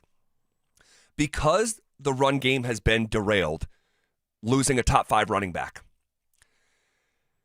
Bo Nix, and I've been talking about this for 2 months, okay, so it's not new, but it's the sense of urgency has gotten ratcheted up here. Bo Nix has got to use his legs more. Yes. If Bo uses his legs more, it's going to help the run game. Mm-hmm. And you see, here's a recent example in the NFL. Lamar Jackson. Lamar Jackson has been banged up. Lamar Jackson has not been able to be mobile. And guess what's happened to the rest of their run game? It's gone in the toilet. With Derrick Henry. When you have a two-pronged run threat, all right, and you have to worry about the quarterback and the running backs, it only makes, and I'm not breaking news here, it only makes the offense more dangerous and versatile and democratic. So if you're the defense, it's like you're not just honing in on the run game. Bo has got to be on the move more. He's already on the move more than any other quarterback in terms of throwing the ball right now in NFL football. He's got to translate to some of those just to be a dynamic threat, because you have the gifts. He can't be shy. Again, we've had this conversation a lot over the last couple of months, but it's even more important right now than it was. 100%. 100% agree with you. And in fact, Zach, Bo Nix's legs are the only reason that last year's Broncos rushing offense wasn't a 5-alarm fire. It was Bo Nix's legs that contributed to the degree where the Broncos could say, hey, well, we were a middle-of-the-pack rushing offense. I think they were 16th in rushing offense in the NFL last season. Literally middle of the pack. Yep. But if you subtracted Bo Nix's numbers from that, suddenly it looks a lot more different. And the eye test of what you were watching from Javonte Jaleel and Audric Estime translated on paper. And Bo Nix, as an athlete and as a quarterback who has legs that can be used as a weapon, that has been a catalyst in a lot of these heroic fourth quarter surges and explosions. That's part of what makes him Josh Allen, to use Andrew Mason's analogy we talked about yesterday, in the final 2 minutes of halves and in overtime. The legs are half of that equation, and in some cases, more than half, because they allow him to buy time to use his arm. Well, we'll see how that dynamic continues to evolve. Talking about Bo Nix using his legs on the ground. Sutton. Offensively, Sutton has not had a 70-yard game since going back to week 7. We are heading into week 14. Week 7 when they scored 33 points in the fourth quarter and correct, had a full game's worth of offensive production in a span of 12 minutes. Correct. Since then, Courtland Sutton, one of the great receivers that this organization has had, literally, as he continues to climb up the all-time receiving list. If he gets to 62 yards this weekend, he'll pass, who do we say, Steve Watson. Yes. For 6th all-time. They need, again, it's not a new conversation. All right, I've kind of been banging this drum. He's not Justin Jefferson or Jamar Chase, but he is the best wide receiver that the Broncos have. And I cannot explain, I have some theories, but I can't definitively explain why the Broncos have gone away from him over such a period of time. Week 7 to week 14, that's a legitimate stretch there. They have got to get Courtland Sutton re-engaged in this offense, and if they do, I think everyone, Troy Franklin, Pat Bryant, Evan Ingram, everyone will benefit. So they have to lean into that just a little bit more. I certainly think you can't, there's no negative consequence to doing that, right? And it makes me wonder, because you used a phrase there that you've used, I think, at least 2 or 3 times in this segment and over the course of this week. Listen, guys, it's not a new conversation. Yeah. Right? And you're talking about Courtland Sutton. We've been talking about it with the run game. We've talked about it with certain aspects of Sean Payton. Bo using his legs. Bo using his legs. Where is your head at with the fact that so many of the conversations we're having right now down the backstretch of this season and stressing the importance of all these various things are not new conversations? It's a repetitive cycle that it feels like we've been in. We used the analogy, I think, on Wednesday of like, boy, don't we say after every Broncos game, it wasn't good, but it was good enough. Like, is there a level of concern with you that even going into a game against a lowly 2-win Raiders team, that eventually something's going to catch up with the Broncos here? I'm just asking for your genuine opinion. Yeah. At a certain point, like, you get deep enough into the season and you sort of are who you are. Right. You know, and I mean, shoot, like we're going into Christmas here, right? We're going into week 14. Can you tweak things? Can you evolve? I think you can, but to the degree that you're going to be unrecognizable to who you were, like in late November, like on November 30th, they played Washington, Week 13. Sean Payton's telling us that the film was brutal to watch, offensively and defensively. He didn't specify. He said that was a really hard film to watch. And how many times have the Broncos won a game? And I've said, hey, if you just put the post-game presser on mute, it looks like they lost, being that 85% of language is nonverbal. Sean Payton is up there dejected. So,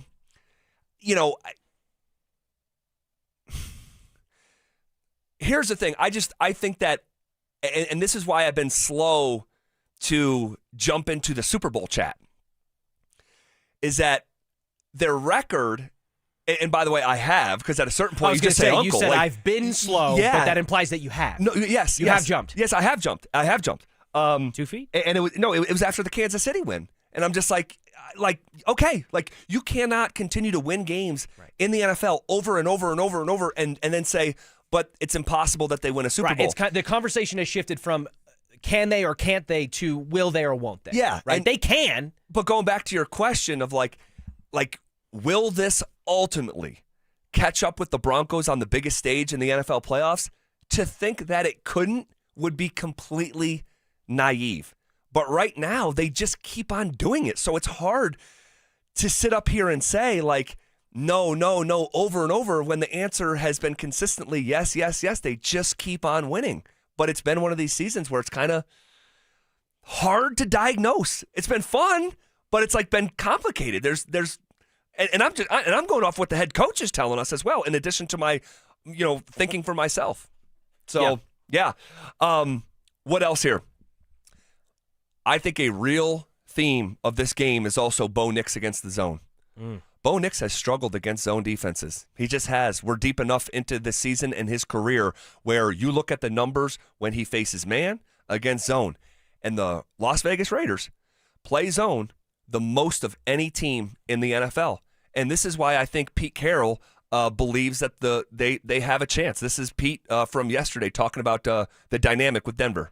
It was a really good game, and both sides. Both teams played really tough and played right down to the nub. There was a lot of really good field position things that happened. AJ had a great game. Defense played really well when we had them backed up and got off the field and did some great things there. They had some penalties too in the game. That I'm sure they're going to try to avoid. And he went on to say, but we match up with them, and so they're not shaking in their boots. We know their season's over. But we just saw this game, 3 games back, 2 games back. 3 games back, excuse me. To think that this couldn't turn into a rock fight, it may. I mean, it literally did a month ago, because I think there was a bye week in there, right? So within the last calendar month, we saw a rock fight between two teams that are drastically outmatched when you're talking about offensive production, defensive prowess, and things of that nature. So I agree with Pete, and I know there's a kind of this narrative and this sentiment that it's like, oh, the Raiders are 1-2-3 Cancun, and our buddy, friend of the station, Mike Pritchard, he told me earlier today that he expects there to be a significant chunk of Broncos country out representing Raider Nation in Allegiant Stadium because Raiders fans are checked out on the season and selling their tickets, and they're using that rationale as, hey, if the team is checked out, so are we. But I don't know that you can just count on that. These are NFL players. These are professionals. Yeah. This is a job, and I can promise you, if Max Crosby plays, he's not thinking about Cancun. He's not even thinking about the post-game cigar potential. He always plays well against Denver. He's just one of those guys. He's a Bronco killer. Who else was like that? Their former running back always went crazy on the Broncos. Josh Jacobs? Josh Jacobs. Like, for whatever reason, he was going to go crazy on Denver. How about Jacoby Myers, the wide receiver? Myers, yes. Dante, you had something there a minute ago about teams. Are you just who you are at a certain point, and you had a thought. Yeah, well, you guys were talking about the sustainability of these close games. Colin Cowherd had a great.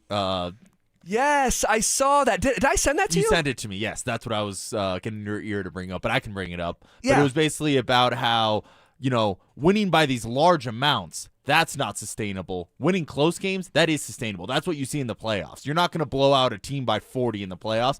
It is about those crunch time, clutch time moments in a game and winning by a field goal, one-score games. That's what you need in the playoffs, and the Broncos have a lot of experience of that. So that is the more sustainable model come, January.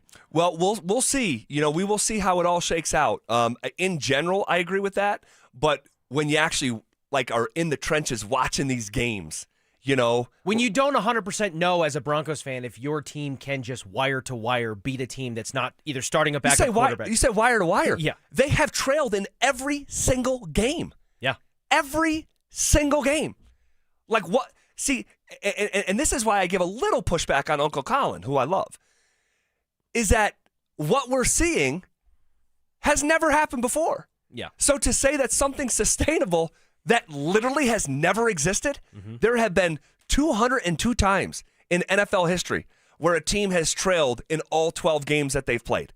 This is the first time ever this team is a team is 10-2. We don't have an example of a 9-win team under that set of circumstances. So there, fans who have that feeling of, man, the other shoe is going to drop here shortly, you do have a reason to think that.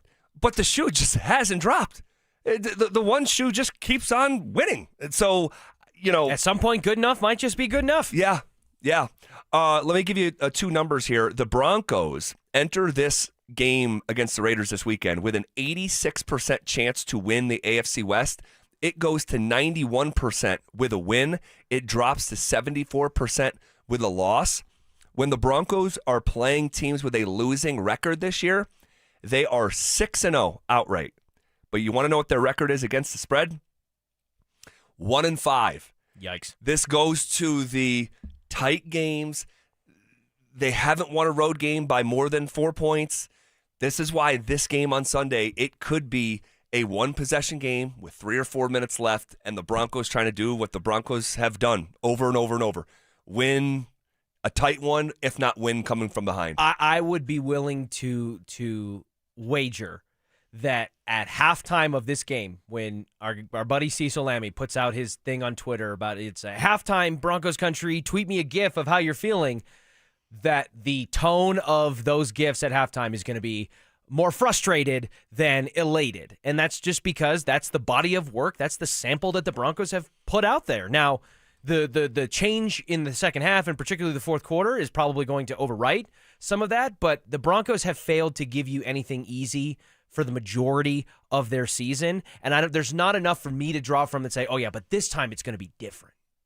Well, we'll see how it looks on Sunday afternoon out in Las Vegas. Okay, guess who was the number one most trending athlete in 2025?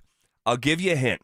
He's got real Colorado connections. We'll tell you who it is and preview a monster weekend on the college and NFL front coming up next. Are Bo Nix and Evan Ingram finally on the same page?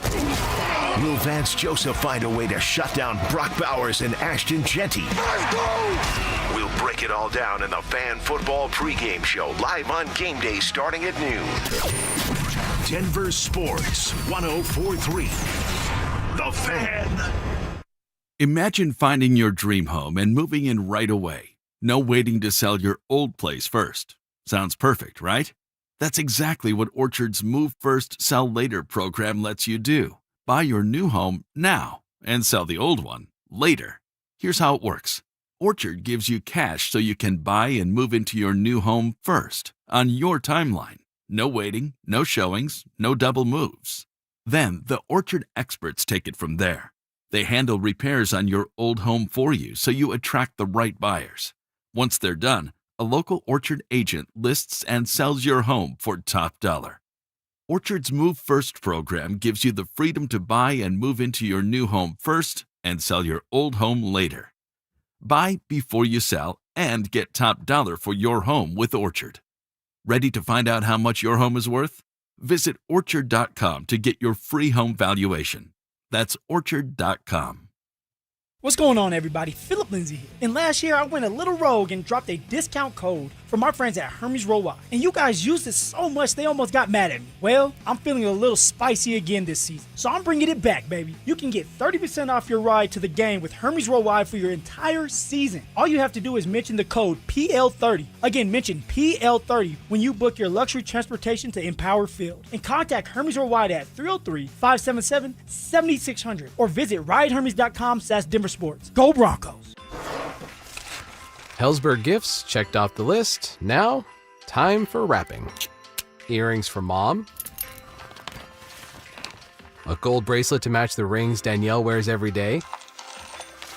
And for dad, a new watch, because we all know he needs one. All right, this is going to be a good one. Our favorite things for your favorite people. Shop in store at Hellsberg.com for up to 50% off. Hey, it's Mike Evans with Todd Whalen from Advanced Tax Solutions. Well, Todd, it couldn't last forever. The government shutdown is over. The IRS is back and ready to roll. What does that mean for folks who have an IRS bullseye painted on their back? Well, Mike, we've seen this once before. They were completely closed during the pandemic. And what happened? They came out with their gloves on and started levying people. So now, if you have an IRS problem, it's way better if you can get a solution before you get the levy notice. You have more options, you have more time, we have the ability to do a better job. So if you're ready and it's time to get this IRS problem off your back, now's the time. All right, Todd, I get it. The IRS is back. They mean business, but you know what? You mean business too. You've been doing this for a long time. You're ready to help folks out with all of their IRS tax issues. Give Advanced Tax Solutions a call today, 303-753-6040. That's 303-753-6040. Advent Health is Littleton's home for highly specialized, life-changing heart care. From preventive screenings to personalized treatment options, it's heartfelt care from expert hands.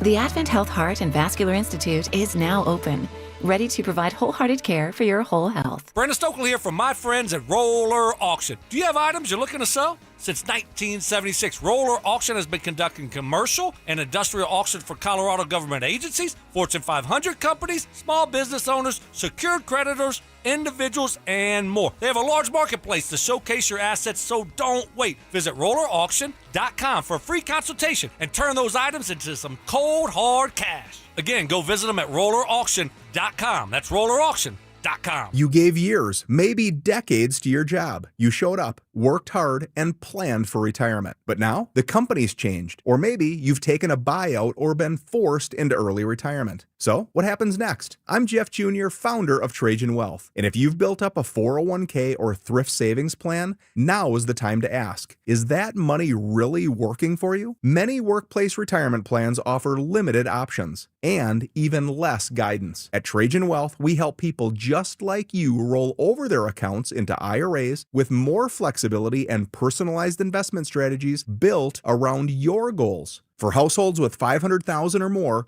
let us build you a personalized plan. We operate on veteran values, service, trust, and doing what's right. Your next chapter starts now. Call Trajan today, 720-204-8100. That's 720-204-8100. Advisory services offered through Trajan Wealth, LLC, an SEC-registered investment advisor. See website for details.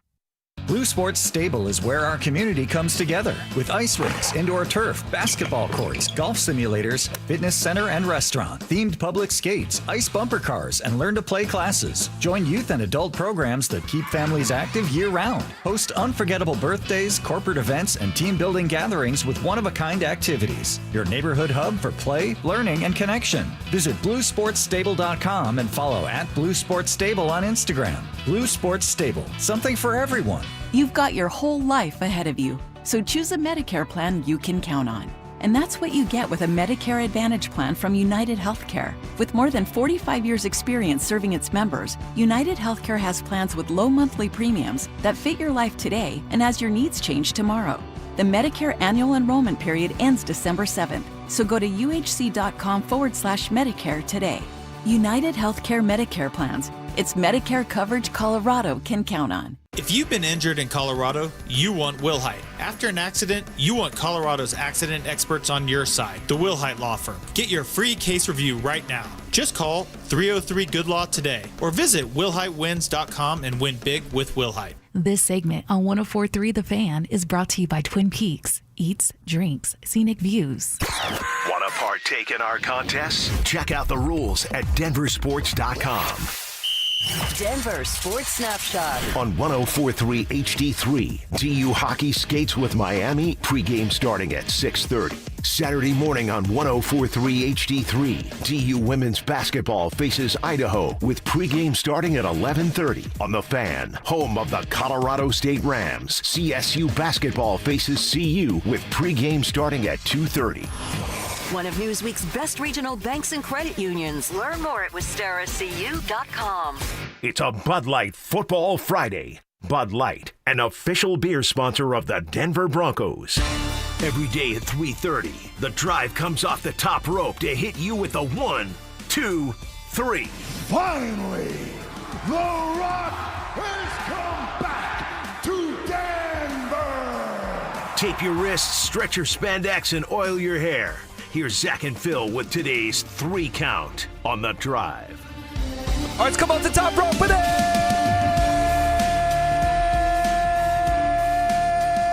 One! Oh, that was good. On a Friday. Gotta hold it. Gotta hold it. We're going to chat with Mike Kliss here in just a second. I think we have some news regarding Zach Allen, and we'll get to that here in just a second. Guess who was the most trending athlete in the year 2025? In fact, he was the 6th most trending human being globally in 2025. Wow. He was edged out of being in the top 5 by Pope Leo. Go Bears. Okay? According to Google. All right? Who could it be? Who could it be? The number 1 most trending athlete in 2025 wasn't LeBron James or Patrick Mahomes or Victor Wembanyama or Josh Allen or Lamar Jackson or any of those guys. It was Shedeur Sanders. Dude, the Shedeur. How about that? Legendary. I mean, that is legendary. Legendary. Oh my gosh. That is something, is it not? Yeah, that's crazy. And again, it's like you understand, I guess in theory, why, but to still see it in that context, that like the person who edged him out in terms of human interest on a global scale was the Pope. Like, you can't make that up. With the black smoke and the U.S. tie and Villanova and Chicago and all, I mean, but I think Shedeur had some black smoke puffing for his first start when he walked in. Yes, exactly. Oh my gosh, this is hysterical. And you think about like trending. You think about draft night and just how much of a conversation that was. And then the next day, right? And for the latter rounds. Can you think of a NFL draft year where there was more hand-wringing eyeballs and speculation going into the 5th round of the draft than the unprecedented draft slide with Shedeur? I can't. No, the question was he going to get drafted at all? We weren't sure. And it got into that point. So, yeah, crazy. Shedeur Sanders, the number 1 most trending athlete in the world in 2025 and the 6th most trending human being in 2025. Crazy. Next in the 3 count. 1, 2. All right. This weekend, let's take a look at the college slate. I want to get into this in a little bit more dedicated fashion later in today's show. But man, oh man, we got some good games here tonight. Okay, good games this weekend rather. Yes. Although Troy against James Madison, I'm hot on this one. I think JMU absolutely, positively sends Troy and ejects them into the sun tonight on ESPN at 5 o'clock. Ain't no horse going to save them this time. No horse going to save Troy this time. And I am leveraged in this one. I am invested in all the ways that you could possibly imagine. But later in the weekend, BYU at Texas Tech for the Big 12 championship down at Jerry's World in Arlington, Texas. The SEC championship game, number 3 Georgia against number 9 Alabama. Again, just another chapter in that insane saga over the years. Number 2 Indiana against number 1 Ohio State tomorrow night on Fox for the Big Ten Championship. Number 1, number 2 in the Big Ten Championship is awesome. Is insane. It's the first time ever. It's the first time ever in the history of the Big Ten. Wow. Yeah, crazy. What is your favorite college game this weekend? I think from an intrigue standpoint, because when you look at the playoff format, the Big Ten Championship and the SEC Championship maybe carry a little bit less weight, even if the matchups are going to be awesome. How about Duke and Virginia? 5-loss Duke potentially throwing a wrench into the college football playoff. Like, are you going to let a 5-loss team in if they win? Chaos grenade. Yeah. If that happens. So I think from like a morbid curiosity standpoint, that one intrigues me, even if it doesn't have the firepower of Ohio State, Indiana, or Alabama, Georgia. I'll be having at least one eye on what's going on there. Yeah, they rolled Duke earlier this season in November, 34-17. I don't see Duke winning that game, but man, if they do, the whole sport is going to be in an uproar. Dante, what is your favorite game this weekend? Game I'm most looking forward to is tonight, actually. North Texas, Tulane. Yes. Playoff spot on the line. The winner of that is for sure going to be in the college football playoff. Yep. I mean, how much more exciting does it get for those kind of teams where, you know, when they start the season, there's only really one path to get there, and now it's coming to this point at the end of the season for them, so I'm excited for that one. Dude. Both coaches moving on at the end of the year, too. Yes, like, there's and that element of it. And coaching their teams tonight. I think there's going to be so many points scored in that basketball game or a football game tonight. It might look like a basketball game. That's what I was getting to. It's going to look like a basketball score. The total on the game is 66.5. North Texas, I think, has scored 50 in 3 of their last 4 games. It's going to be a really fun one. But how about this? Imagine this. If North Texas gets in, they win this game tonight, right? North Texas in the playoff. Texas A&M in the playoff. Texas Tech in the playoff, and Oklahoma in the playoff. Imagine being the Longhorns. Wow. The number 1 team in the country coming in. If North Texas is in, your rival Oklahoma is in, Texas Tech is in, and A&M is in. That is, I just love this stuff. I love this stuff. What do you think Kirby Smart's record is against Alabama? They've played 8 times. I already quizzed you guys off the air. Kirby Smart is 1-7 against Alabama, but people don't remember it like that because their 1 was in the national championship. Yeah. So it's going to be a fun weekend. I am going crazy for Indiana tomorrow night. I got them +4.5, +10.5 in a teaser, money line. Kirk Signetti, bring it home, dog. Bring it home. We got Mike Kliss coming up next. It'll be fine by dusk, but I'm telling you, baby. There's something in the orange and blue coming to Empower Field next August. Zach Bryan is bringing his With Heaven On tour to the Mile High City, and we want you there. Let me go. Download the Denver Sports 1043 The Fan app and click on the contest banner to enter for your chance to win a pair of tickets to the hottest show of the summer. We're having an all-night revival. Denver Sports 1043 The Fan. The holidays, the lights, the joy, the awkward moments in the bedroom you'd rather forget. Remember that first time the ho-ho-ho didn't quite go? You told yourself, hey, no big deal. It happens to everybody. Then it happened again. And then you probably let it happen a 3rd time. Guys, don't let it get to that. Let my friends at Rocky Mountain Men's Clinic help you out because ED is an intimacy destroyer. And research shows that men can draw away from their partners when ED affects their sex life. The conditions can cause stress, anxiety, depression, and even worse. A man's partner can even blame themselves when ED becomes the problem. Well, at Rocky Mountain Men's Clinic, their treatments work when the pills and herbals fail you. They have treatments with success rates well over 90%, and some of these treatments can have you last an hour or even more if you want to go that long. All I need you to do is schedule a consult with Rocky Mountain Men's Clinic today. Your initial visit is only $99, which will include a medical consult with a Colorado licensed medical provider, AT and PSA test, and if medically advised, a test dose. And gentlemen, here's the thing. If the test dose does not work in the office, the visit is free. They also have 5 locations in Colorado to serve you, so there are no excuses. You can go to Fort Collins, North Denver, Central Denver, Castle Rock, and Colorado Springs. So give them a call today at 720-440-7900 or visit RockyMountainMen'sClinic.com. That's RockyMountainMen'sClinic.com. Just how good is Pure Talk's current deal for unlimited wireless? Well, you might say it's the deal of your lifetime. Because right now, for just $29.95 a month, Pure Talk is offering unlimited talk, text, and data for life. Not your phone's life, your life. This is Pure Talk's top-tier plan. It comes with a crazy fast 5G network along with a 30-gig hotspot. And at just $29.95 a month, there has never been a better opportunity to lock in a ridiculously low rate for as long as you live. And save thousands and thousands of dollars along the way. This plan is normally $65 a month, but if you switch today, you will save over 50% every single month for the rest of your life. See what I mean? It really is the deal of your lifetime.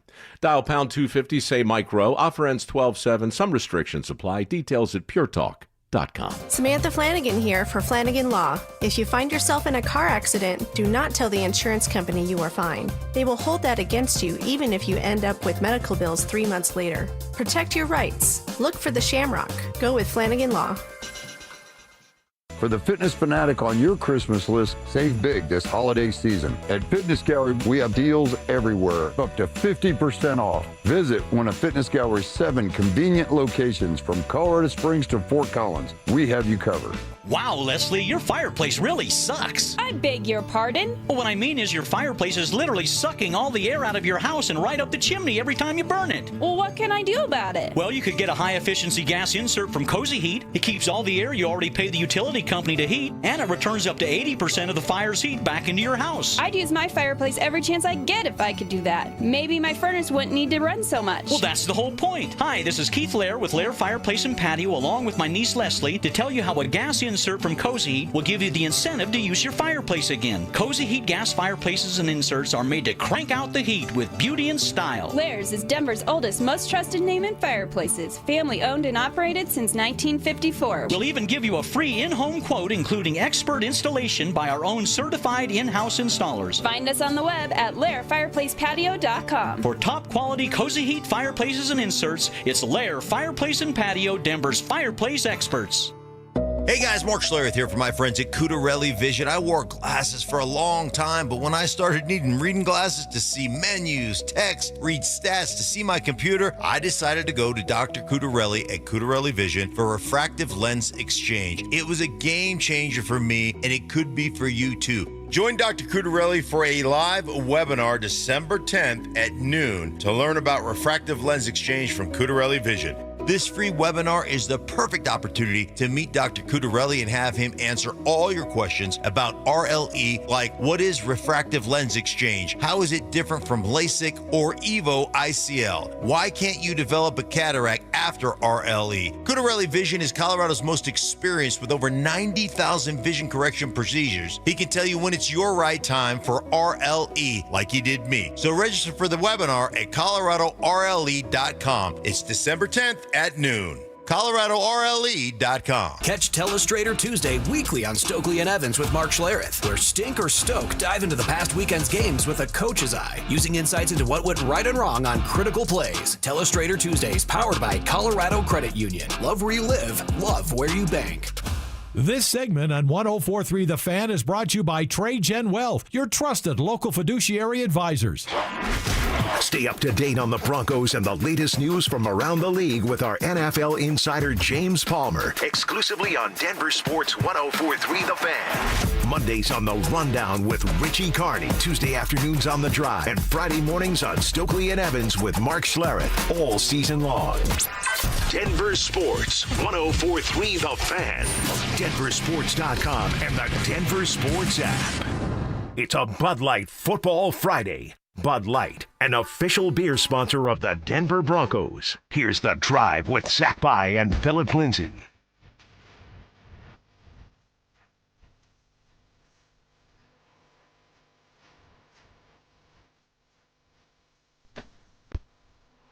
All right, let's check in with our guy, Mike Kliss, our 9 News Broncos insider.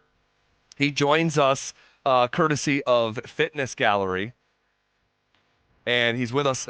Mike, what is going on with Zach Allen? Can you bring us up to speed with why he ended up on the injury report and where we're at this afternoon? Yeah, he when was it? Thursday, yesterday. We interviewed him after practice Wednesday, and he was fine. And we interviewed him for the Broncos Huddle, which will be shown tonight at 6:30, by the way, on 9 News. You can hear well done. You can hear the Zach Allen interview. And then Thursday he didn't practice. I don't know if there was just a little tightness and it was more of a vet day type of thing. They're on that artificial turf, or if maybe he strained something lifting weights, because he was fine after practice Wednesday, didn't practice Thursday, and practice full today. I mean, he's playing Sunday. So whatever it was, it looked scary on the injury report, but it was scarier on paper than it was in reality. Mike, we saw a sequence during the Commanders game and a portion of the game where Riley Moss was subbed out of the game for Chris Abrams-Drain as a part of some package shifting there. And I think that caught a lot of people's attention. And obviously Riley Moss has been the subject of a lot of eyeballs over the course of this season. Was that, in your estimation or your evaluation, kind of a one-off thing, or something that we might expect to see again in a pretty critical game against the Raiders? I think it was just one series in the second quarter, and it was a long series. It was about 11-play series for Washington. And Janae Barron played one series in place of Jaquan McMillan in the second quarter also. And in the second half, Moss played every snap in the second half, and so did McMillan at the nickel. And the way it was explained was that they just want to give those young guys. They played quite a bit with Surtain out, and they wanted to give those young guys a series, some playing time, so they wouldn't lose their edge after playing so well for 3 games. They wanted to keep them going. I think actually the intent was to play them more, but the game was so close in the second half, and it was white knuckle time. They stuck with their regulars, Moss and McMillan. So maybe they'll see a little more playing time this week against the Raiders. But the intent was to give them a little bit more playing time. We're chatting with Mike Kliss here. Mike, the Broncos' run game has really taken a nosedive since J.K. Dobbins went down. And Sean, earlier this week, said, hey, you ain't seen nothing yet when it comes to R.J. Harvey, and sort of tried to sell that, hey, I know you haven't seen what we saw in the evaluation as a runner, but it's coming. He also said, though, earlier this summer that the running back position doesn't take a long time to evaluate, and you learn who the runner is pretty quick. Where are you at when it comes to R.J. Harvey and those contradicting contradicting sort of statements here? I'm more leaning toward your evaluation there, Zach. It's not as good without J.K. Dobbins, and I think Harvey is a good back. He's versatile. He's better in the receiving game. He makes more plays happen after he catches the ball, out in space than Dobbins does. But he doesn't run. I think they miss that pounding. They tell me he's actually heavier weight-wise, pound-wise than J.K. Dobbins. It doesn't look that way. Doesn't feel that way either. He looks like more of a slasher and a speed back. Maybe we will see it. What we've seen right now, that's the concern for the Broncos going forward. They're winning all these games. They got the record. It looks like if they finish 3-2, I'm guessing New England's going to go 2-2 down the stretch, that the Broncos will have the number 1 seed. But still, come playoff time, I think not having Dobbins is just a critical blow to this team. And, it was one thing people were talking this week about, can the Broncos blow out the Raiders? They're overdue for a blowout. I think it's going to be tough for this team to blow anyone out because of their lack of real solid, consistent running game. It's the running game where you wear teams down. It's the running game where you kind of make the opponent, if they're down and you just keep pounding them, that a little quit falls into them, into their souls late in the game. The Broncos have had 3 20-point victories, or 2 20-point victories this year against the Cincinnati Bengals and against the Dallas Cowboys. And in both those games were the 2 games that J.K. Dobbins rushed for 100 yards.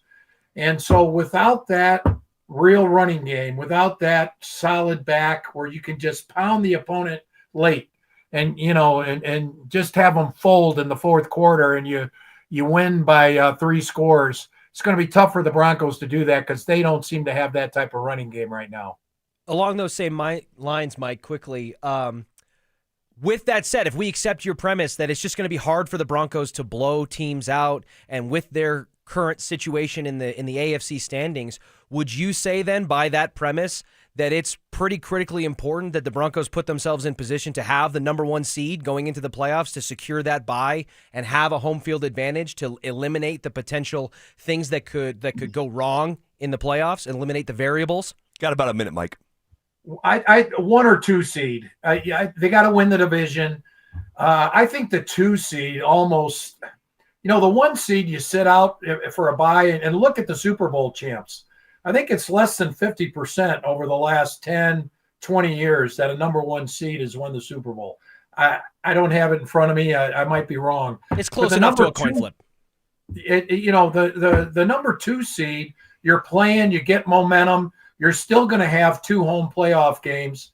I don't think the number 1 seed is that vital based on the Super Bowl evidence.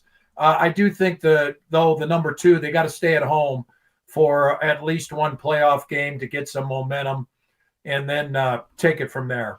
The stat is 53% of Super Bowl winners are, in fact, the number 1 seed. So it's a coin flip, but more than half the time here over the decades. Does that include, back in the, yes, the yes. 60s and the 70s? I mean, they were all number 1 seeds back then. There weren't the playoff format. You kind of have to take it from the 90s, really, when the wild cards came in. And if it's still 50%, then that's a solid stat. But the number I have goes back to 1975. So yeah, okay. All right, Mike, good stuff. We appreciate your time as always on a Friday. Thanks for joining us, and we'll do this again next week. All right, guys, what do you think this Sunday, real quick? I think it's Broncos winning a tight one because that is what the Broncos do. They are 4-2 on the road with no win on the road coming by more than 4 points. So, I mean, if I were a bettor, I'd be probably taking the 7.5 points. Yep, I think it's going to be a rock fight with a little bit bigger rocks. Yep. So, all right, Mike. Thanks, man. That is Mike Kliss, our 9 News Broncos insider, courtesy of Fitness Gallery. They sell the world's finest fitness equipment. Okay, did Deion Sanders, we'll get back to Broncos here in just about 10 minutes, but did Deion Sanders take the first real step in fixing his own mess in Boulder? That's next. Will R.J. Harvey finally take control of the Broncos' backfield? Will the Broncos avoid the trap game against a division rival? This is it! We'll react to it all in the Fan Football Postgame Show, live on game day starting at the 2-minute warning. Denver Sports 104.3. The Fan. If your appliances can't handle the holiday hosting heat, December deal drops at Lowe's makes upgrading easy. Get up to 35% off select major appliances, and rewards members save an additional $40 on the Whirlpool electric range and the over-the-range microwave. Plus, get up to 60% off select ladders, so you can deck all the halls. Lowe's, we help, you save. Valid through 12/10. While supplies last, selection varies by location. Loyalty program subject to terms and conditions. See Lowe's.com/terms for details. FIFA World Cup 2026 is coming soon, but your opportunity to be there starts now through an exclusive offer with an eligible Bank of America Visa credit card. For a limited time, become a new customized cash rewards or unlimited cash rewards Visa credit card holder, and you will be eligible for a chance to purchase FIFA World Cup 2026 tickets. Learn more at BofA.com/cardFWC26. What would you like the power to do?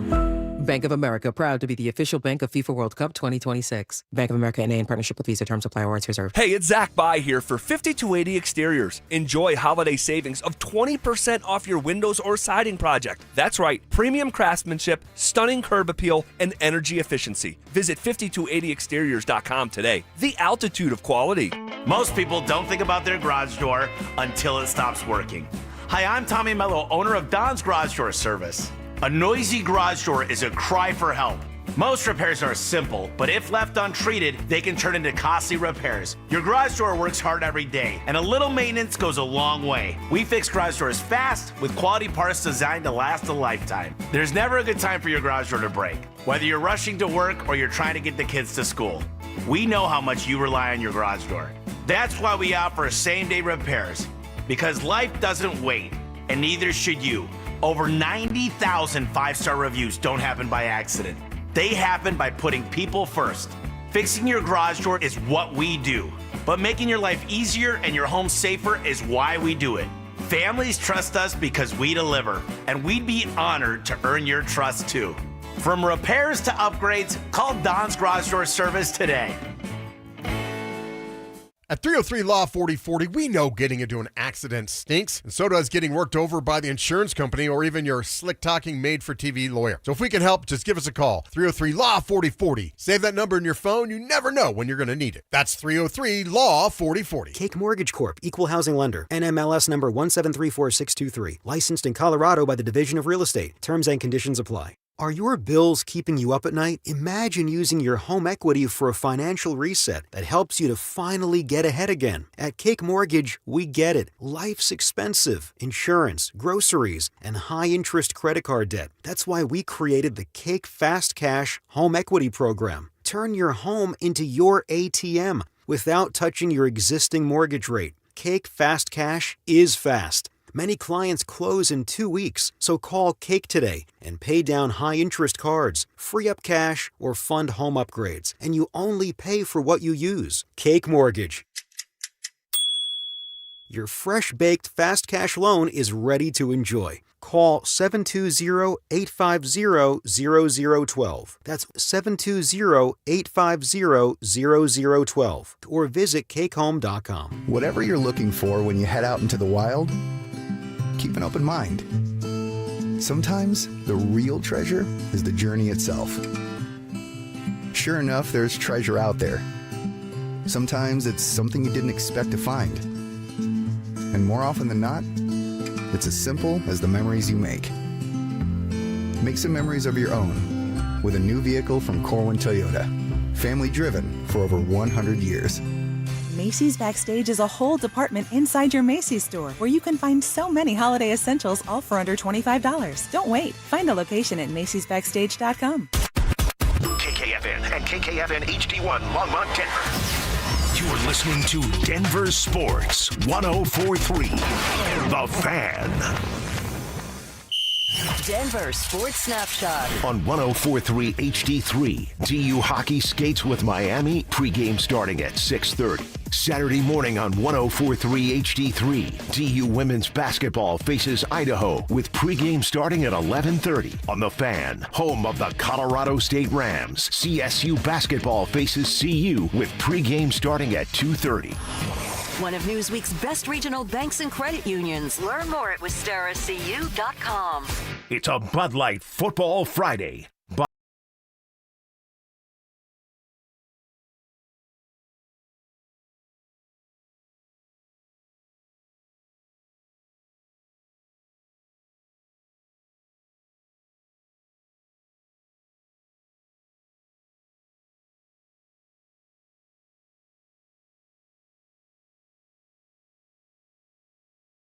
Own mess up in Boulder. Look at him now.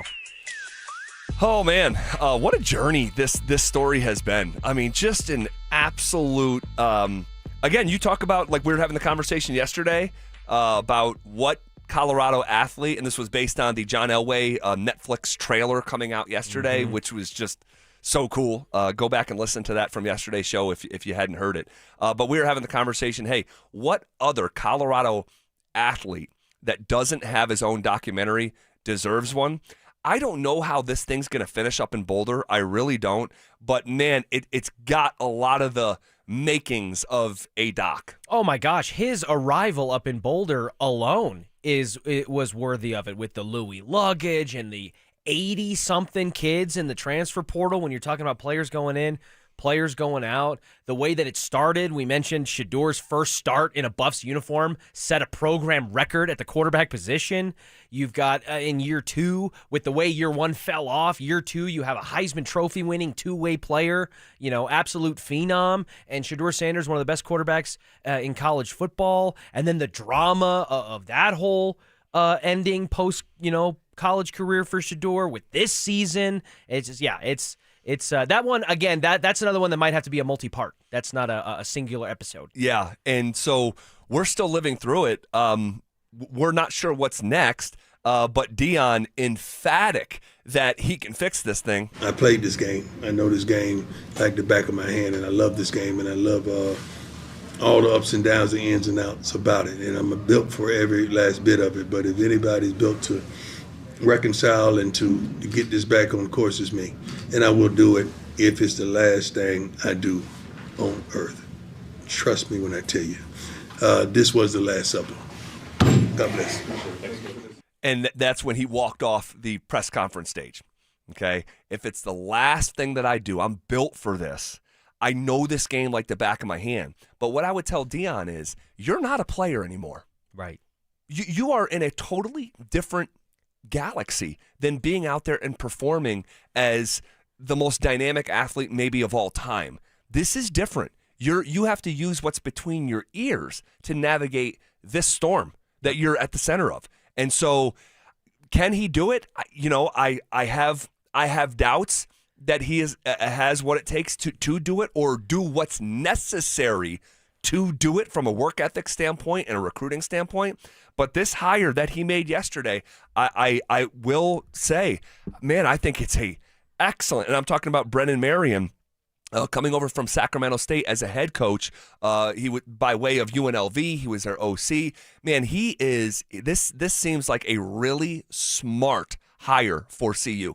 Yeah, and beyond it, it's nice that it feels like it's a smart hire, because it was absolutely a necessary change that had to happen. So you kind of knew a change was coming, and it feels better that the first step in the new direction that the Buffs program will be taking offensively feels like there's a guy who can really take the mantle on it and has, relative to the ascension of his career, pelts on the wall enough to give you confidence that he can continue that success at this level at this university. Yeah, and it's not about hiring your NFL buddies. And you shouldn't need to get your brains absolutely splattered on the Big 12 pavement to realize that. But man, it's not about Warren Sapp and Marshall Faulk or even Robert Livingston from the Cincinnati Bengals or Pat Shurmur in his NFL career. I couldn't help but thinking of Deion Sanders earlier this week, because there is a guy named John Summerall who just got hired at Florida, okay? He will coach Tulane tonight, all right? And this guy can coach his butt off, okay? He's 43 years old. He is a proven commodity. He killed it with Troy. He killed it with Tulane, and I would bet that he does well at Florida. But he was asked a question about hiring some of his friends, and this is what John Summerall, the new coach at Florida, said. Well, I don't hire my friends. Honestly, when I took my first head coaching job, I lost some friends, maybe, or at least for a little while. They were like, I thought we were buddies. I'm like, we are. That doesn't mean you're the right fit here. And man, the first thing that I thought of was Deion Sanders. It's not about your boys. It's not about the NFL. You are coaching college athletics. You need to do whatever you have to do to maximize the gifts that you have. And it's not bringing Warren Sapp in, and it's not bringing in Marshall Faulk. It's hiring someone like Brennan Marion that he did yesterday. For the first time in Deion's life, we talked about this season that is now closed for the Buffaloes was the first time Coach Prime was going to be asked to coach a team that wasn't quarterbacked by his son, right? But as a head coach and a head coach at a Power 4 program, this is the first time in Deion Sanders' life, I think, that his fate, his evaluation as a competitor is not something that is in the control of the God-given athleticism and the way that he's been able to succeed at every step that he's taken up to this point in his life. It's about the people you put around you, and ultimately it's about the impact, the impression, and the resources that you put around a group of kids to go out there and perform. Your legacy, your reputation is tied to everyone but you. And that's where you get in the muddy waters of bringing in your friends and all the sizzle but no steak. That's what happens, is ultimately it falls back on you. And it has Deion feeling probably about as mortal as he's ever felt in an athletic sense. Yeah, that's the word I used yesterday in the crosstalk, that how he looked up on the podium following the final game. There was none of that unbridled confidence and chest out. He was pleading. He literally was, and says that we'll never be in this position again. I just told him, no, we won't be in this situation again. I promise you that. I could promise you that, because I'm not happy with nothing right now. Nothing. Well, you got to fix it. You got to fix it, and it's your mess to fix. And you know, Deion, he can talk about, I've played this game. I know this game like the back of my hand. Guess what? You think Michael Jordan knew basketball? Guy couldn't run a basketball team. Yeah. You think Wayne Gretzky knew hockey? Guy couldn't coach hockey. You're in a completely different space now. And so some of the best people at the position, or at the job that he's currently employed in, never played. You know what I mean? Oh, correct. Yeah. Correct. So all of that experience and that lifelong, resume that he's put together as an athlete and one of the best in the world, it has its use, but it is not going to be the determining factor in your success or failure at your job. Correct. So I've talked extensively about the financial situation with CU. It's crazy. John Simmer sent me an article this morning. Awful Announcing, which is a popular sports media site that covers sports media.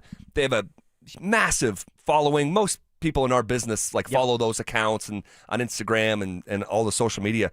They took the conversation that Phil and I had based on the USA Today and repurposed it for their own content.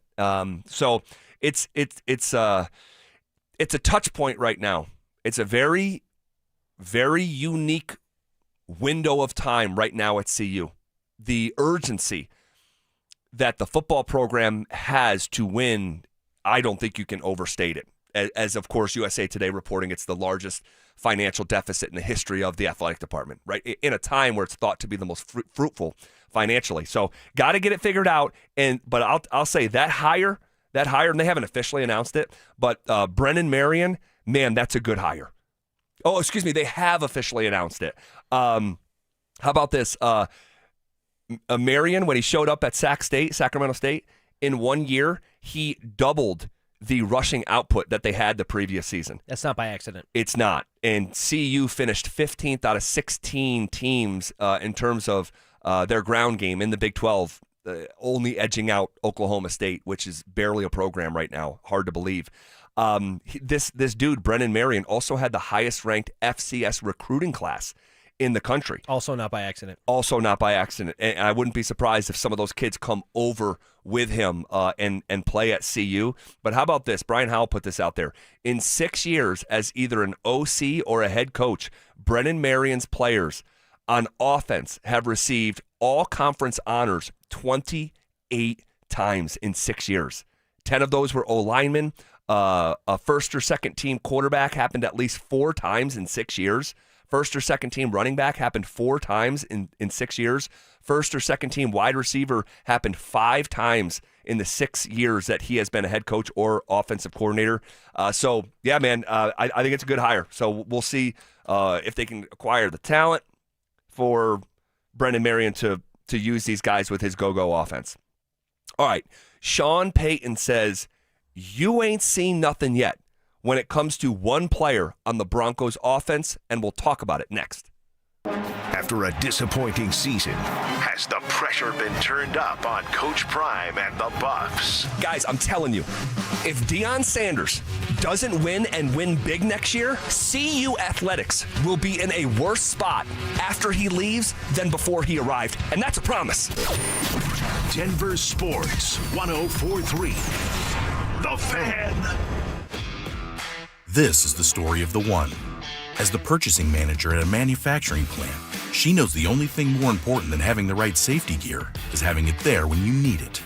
That's why she partners with Grainger for auto reordering, so her team members can count on her to have cut-resistant gloves on hand, and each shift can run safely and efficiently.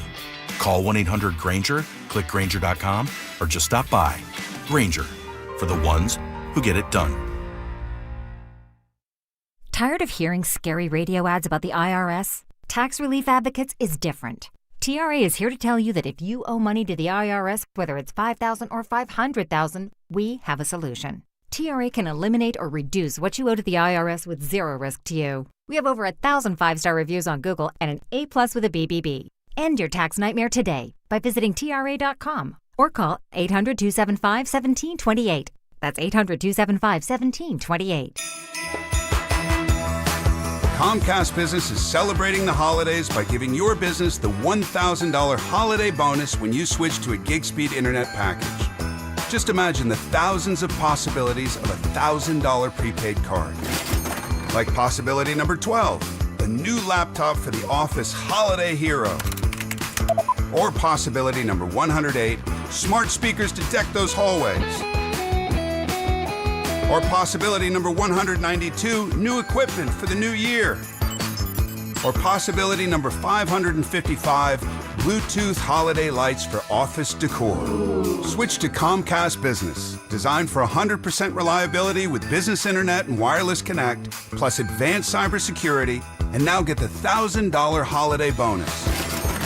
Comcast Business, powering possibilities. Ends 12/14/25. New customers only with 2-year agreement. Requires qualifying gig package. Other restrictions apply. Hey, what's up, guys? It's Zach here. The holidays will be here before you know it, and for many families, that means excitement, but also stress. Between gifts, travel, and higher prices, it's easy to feel overwhelmed, especially if you're already relying on credit cards to cover the basics. If that debt is piling up, you're not alone. If you're a homeowner, you might have considered reaching out to my friends at American Financing, but hesitated because you don't want to give up your low mortgage rate. That's why American Financing created the Smart Equity Loan, a simple, smart way to get your finances back on track without giving up your low mortgage rate. Unlike a HELOC, which can fluctuate with the market, the Smart Equity Loan offers a fixed rate, so you'll have one predictable monthly payment. It lets you use your home's equity to pay off high-interest debt, free up cash flow, and still keep your existing mortgage intact. There are no upfront fees to find out if you qualify. Call American Financing at 303-695-7000 or visit them online at americanfinancing.net. NMLS 182334, NMLSconsumeraccess.org. Samantha Flanagan here for Flanagan Law. If you find yourself in a car accident, do not tell the insurance company you are fine. They will hold that against you even if you end up with medical bills 3 months later. Protect your rights. Look for the Shamrock. Go with Flanagan Law. Here's Denver's champion wide receiver, Benny Fowler, with Shayna and Dylan Williams. Benny, when you caught that pass for the 2-point conversion at the end of the 2015 World Championship game, did you realize you were making Denver football history? And that was one of the final historic career passes of one of the greatest quarterbacks of all time? No, when you're in the moment, in the flow, you just go. You're trying to execute. It didn't sink in at first, but then it hits you, and then you feel so blessed. You made Denver football history. Well, I just did my job. You guys make history every holiday season at Williams Jewelers. How so, Benny? Every gift from Williams Jewelers on Christmas morning is historic. I can promise you, they'll never forget it. Friends, this holiday, go see my jeweler, Williams Jewelers of Inglewood, and you will make a little history too. And hey, tell them Benny sent you. Williams Jewelers, we can make diamonds a part of your life. Williams Jewelers of Inglewood, on the corner of Bellevue and Broadway, where Colorado shines. Select Health, how can we help? Representative. I'm ready to answer any questions you have. Representative. I'm Sam. Representative. It sounds like you said representative. One moment. Select Health, how can we help? Finally. Hi, I have a question on copays. I can help with that. Real people, real answers in real time. Select Health. Insurance made simple. Learn more at selecthealth.org. Hey, Brandon Stokely here. Colorado Joint Replacement is part of Advent Health, one of the nation's largest healthcare providers. They offer innovative hip and knee replacement surgery with expert, compassionate care. To schedule an appointment, visit coloradojoint.org. Life happens, and then debt happens. Your laptop dies when you need it most. A hospital bill hurts more than an injury. Enter End Credit Union with a free debt consultation and a plan built just for you. Ent is here to help you break the debt cycle and get your finances on track. Debt happens. Ent helps. Schedule your free consultation at ent.com/coaching. Standard account and credit qualifications apply. Red Rock Roofing. Red Rock Roofing stands for greatness, which is why their free inspection videos offer you valuable knowledge and peace of mind about your Red Rock roof. Red Rock roofers use only the finest roofing materials on the market, installing roofs that'll stand up to all Colorado weather, and they'll even upgrade you to impact-resistant shingles at no cost. Call 720-735-ROOF. Visit redrockroofing.com. Red Rock Roofing. Standing for greatness. Tune into Stokely and Evans with Mark Schlereth, Wednesdays at 9:15 to hear ESPN NFL analyst Dan Orlovsky break down Bo Nix and the Broncos every week during football season. Denver Sports, 104.3 The Fan, DenverSports.com, and the Denver Sports app. It's a Bud Light Football Friday. Bud Light, an official beer sponsor of the Denver Broncos. Here's The Drive with Zach By and Phillip Lindsay. A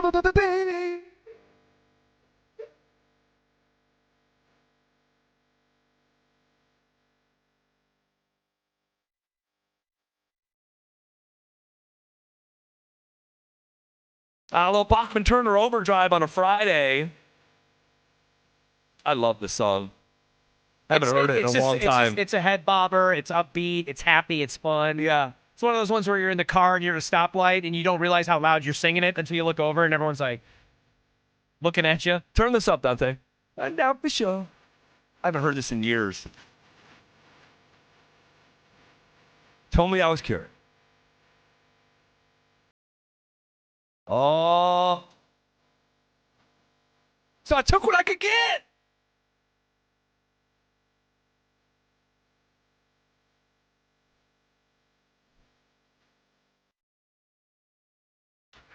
I love it. That's what Sean Payton said. Should be on a Thursday, by the way, karaoke on a Friday. We're like a dive bar at this point. I love it, man. I love it. I love it. I'm going to listen to that song on the way home. During a fan commercial break, of course. Sean Payton speaking to the media earlier this week, he was asked about R.J. Harvey. All right. He was asked about R.J. Harvey. And, R.J. Harvey's production this season hasn't quite matched the excitement, Sean Payton's excitement about R.J. Harvey.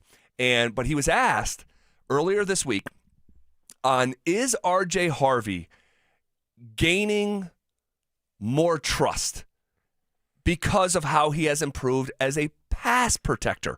Listen closely to Sean's answer. I thought it was one of the more thoughtful answers from Sean Payton this week. Here he is talking about R.J. Harvey earning more trust. Yeah, I think I would say this, though. Man, there's that saying, you haven't seen anything yet. He was still had this rare running skill set that you're going to see and continue to. We knew he was really good with the ball in his hands, catching it, former quarterback. And so, he's being thrust into.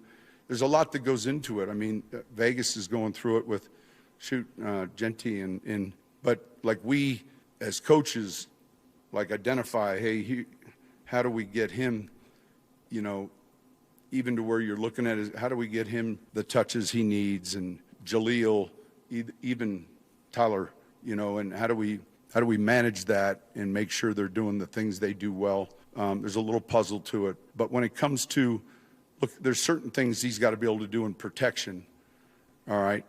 It doesn't mean he has to be our third down protecting back, but, when we run a play on second. It can't just be handoffs when he's in there. And he's good with protection. He's put together well.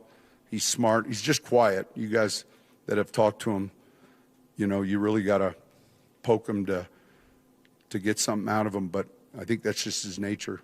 All right, so there was a lot to that response there that was 1 minute and 19 seconds. The thing that stuck out to me the most, though, Richie Carney filling in for Phillip Lindsay today, the thing that stuck out to me the most is that Sean was almost going into like salesman mode and like pitching what RJ Harvey is going to be that you haven't seen yet. That's why there's that phrase, you haven't seen anything yet. And he talked about, he had a reference to the evaluation of RJ Harvey at Central Florida and said he had this run ability. Had. Yeah, in terms of like past tense, and he's referencing why they were so high on him in the evaluation. Had he produced at the level I think Sean thought he could or would, I'm sure he's not using had, but he's saying he had this running ability, and you guys haven't seen it yet, and he's been thrust into and almost like using it a bit of a wee bit excuse, like he's been thrust into this, and you see Genty's going through it. Putting a lot of qualifiers. Totally. But Genty's behind one of the worst offensive lines in the sport. RJ is behind one of the best in the sport.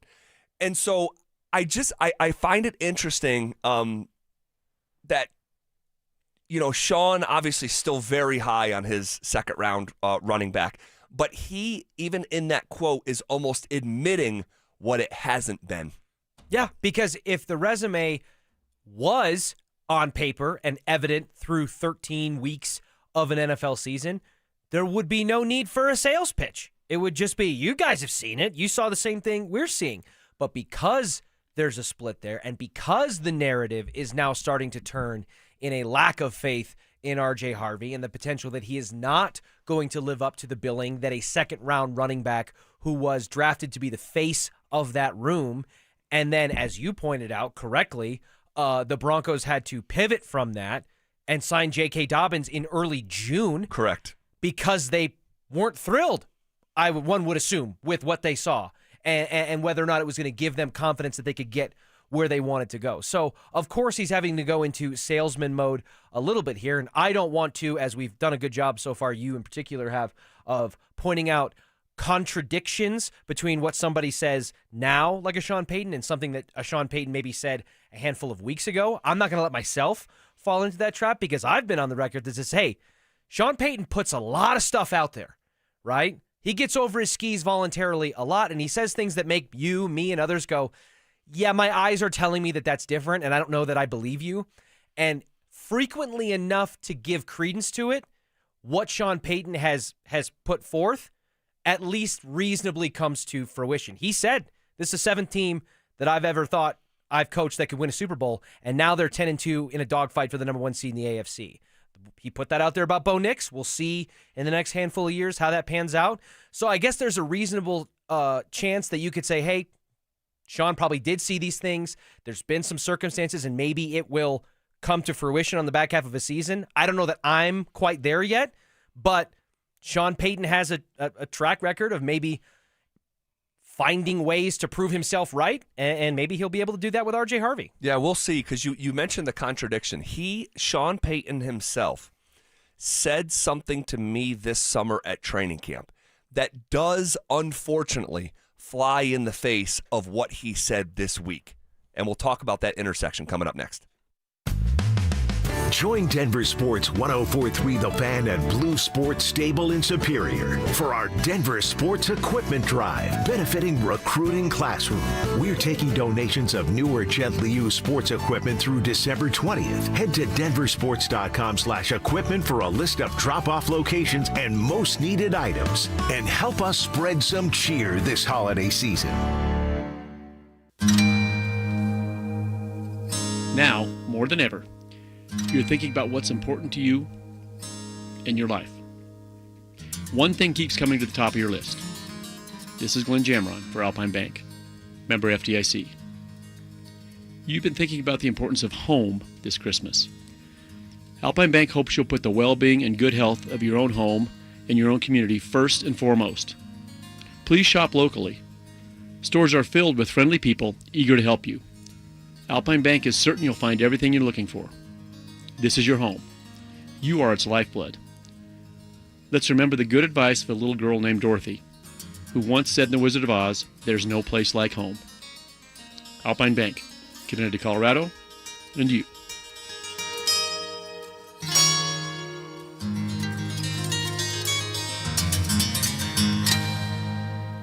More than a few of our patients have talked to me about their first time, but it's not the first time you're probably thinking about. It's the first time that erectile dysfunction ruined the moment. This is Jeff for the Rocky Mountain Men's Clinic, and if you're over 50, it's likely you've had that first time yourself. But the good news is that if you're like most men, that first time can be the last time that ED impacts your sex life. At the Rocky Mountain Men's Clinic, we're experts in treating ED. We've treated tens of thousands of men using protocols with success rates well over 90%. And those treatments have, in most cases, made sex great again for both them and their partners. You could even find that you're performing like you haven't in years. So if ED has been affecting your intimacy, it's time to make the last time that happens the last time that happens. For just $99, you'll receive blood work, a medical consult, and if medically advised, a test dose. And if that test dose doesn't work in the office, your visit is free. Call 720-440-7900 or go to RockyMountainMen'sClinic.com. We have 5 offices across the Front Range to serve you. Hey guys, Mark Schlereth here from my friends at Xfinity. Imagine all that could happen in 5 years. Jobs may change, kids are going to grow, new memes will come out, but also, what if you had reliable, intelligent Wi-Fi and the price didn't change for 5 years? Well, thanks to Xfinity 5-year price guarantee, you actually don't have to worry about that part of your future. You're guaranteed 5 years of Wi-Fi that boosts speeds to your devices that need them the most, that finds and fixes any issues before you even notice them. It's like a super intelligent Wi-Fi that keeps you protected from threats online. Plus, you get incredible gaming speeds on multiple devices with no one battling for bandwidth. For the next 5 years, all your devices are going to be working in perfect harmony, and you get our best equipment with no annual contracts, no fees, no strings attached. So even though your kids will grow up and you still won't understand what 6-7 means, your internet will stay sharp, reliable, and most importantly, the price will stay put. All with the Xfinity 5-year price guarantee. Lock in your price and unlock the possibilities. Xfinity, imagine that. Restrictions apply. Select plans only. You could save thousands of dollars on the products your business uses the most with the Home Depot's new Pro Extra Preferred Pricing. Registering is free and easy. Just have your tax ID or business or contractor's license ready. But don't wait. The current preferred pricing benefit will end on November 15th. Visit your local Pro Desk to register now and unlock the deepest savings on the products you choose. Winter is officially here, Denver, and Hermes Worldwide is your ride to all action. Whether you're bundling up to cheer on the Broncos at Empower Field or heading downtown to catch an Avs or Nuggets game, make sure you get there on time and in style. This holiday season, let Hermes Worldwide handle your Christmas light tours, festive nights out, and stress-free airport transfers. Skip the traffic, snow, and parking hassles. Ride in warm, comfortable luxury with a professional driver who gets you there safely. Book now at 303-577-7600 or visit ridehermes.com/DenverSports. Our country is held together by small businesses. That's a fact. It's also a fact that 9 out of 10 of those small businesses will fail. Why? Because it's hard, really, really hard to build a profitable business from the ground up today. Pure Talk knows that. They started as a small American wireless company determined to keep their customer service in this country. It worked, and today Pure Talk is determined to help other small businesses prosper by offering them the same white glove service the big guys get. Same service, same 5G network at a truly affordable price. Pure Talk is focused on businesses that employ welders and roofers, electricians, plumbers, HVAC techs, the people who keep the lights on. If that sounds like your business, give Pure Talk Business a try and see just how much you could save. Dial pound 250, say micro, to switch to an American wireless company who understands the power of small business. Pure Talk. You know that feeling when you catch a glimpse in the mirror and think, hey, I look 10 years younger. That's what happens when you stop dieting and start doing Soda weight loss. I tried point counting, calorie counting, shots, and nothing has worked until Soda weight loss. Soda weight loss gives you a personal nutritionist you can text anytime. Everybody's great here. Everybody's encouraging. There were some times where I felt down and they brought me back up. If you stick with this program, you will lose weight and you will get to your goal weight. When you sign up for Soda weight loss, your partner joins for free. If you're ready to feel stronger, healthier, and yes, look and feel 10 years younger, this is your moment. No meds, no gimmicks, just real results with real support. Remember, sign up now and your partner joins for free. Visit sodaweightloss.com. That's SOTA weightloss.com. Soda is, say it with me, state of the art. This segment on 104.3 The Fan is brought to you by Twin Peaks. Eats, drinks, scenic views. Denver Sports Snapshot. On 104.3 HD3, DU Hockey skates with Miami, pregame starting at 6:30. Saturday morning on 104.3 HD3, DU Women's Basketball faces Idaho with pregame starting at 11:30. On The Fan, home of the Colorado State Rams, CSU Basketball faces CU with pregame starting at 2:30. One of Newsweek's best regional banks and credit unions. Learn more at wistaracu.com. It's a Bud Light Football Friday. Bud Light, an official beer sponsor of the Denver Broncos. Here's The Drive with Zach By and Phillip Lindsay.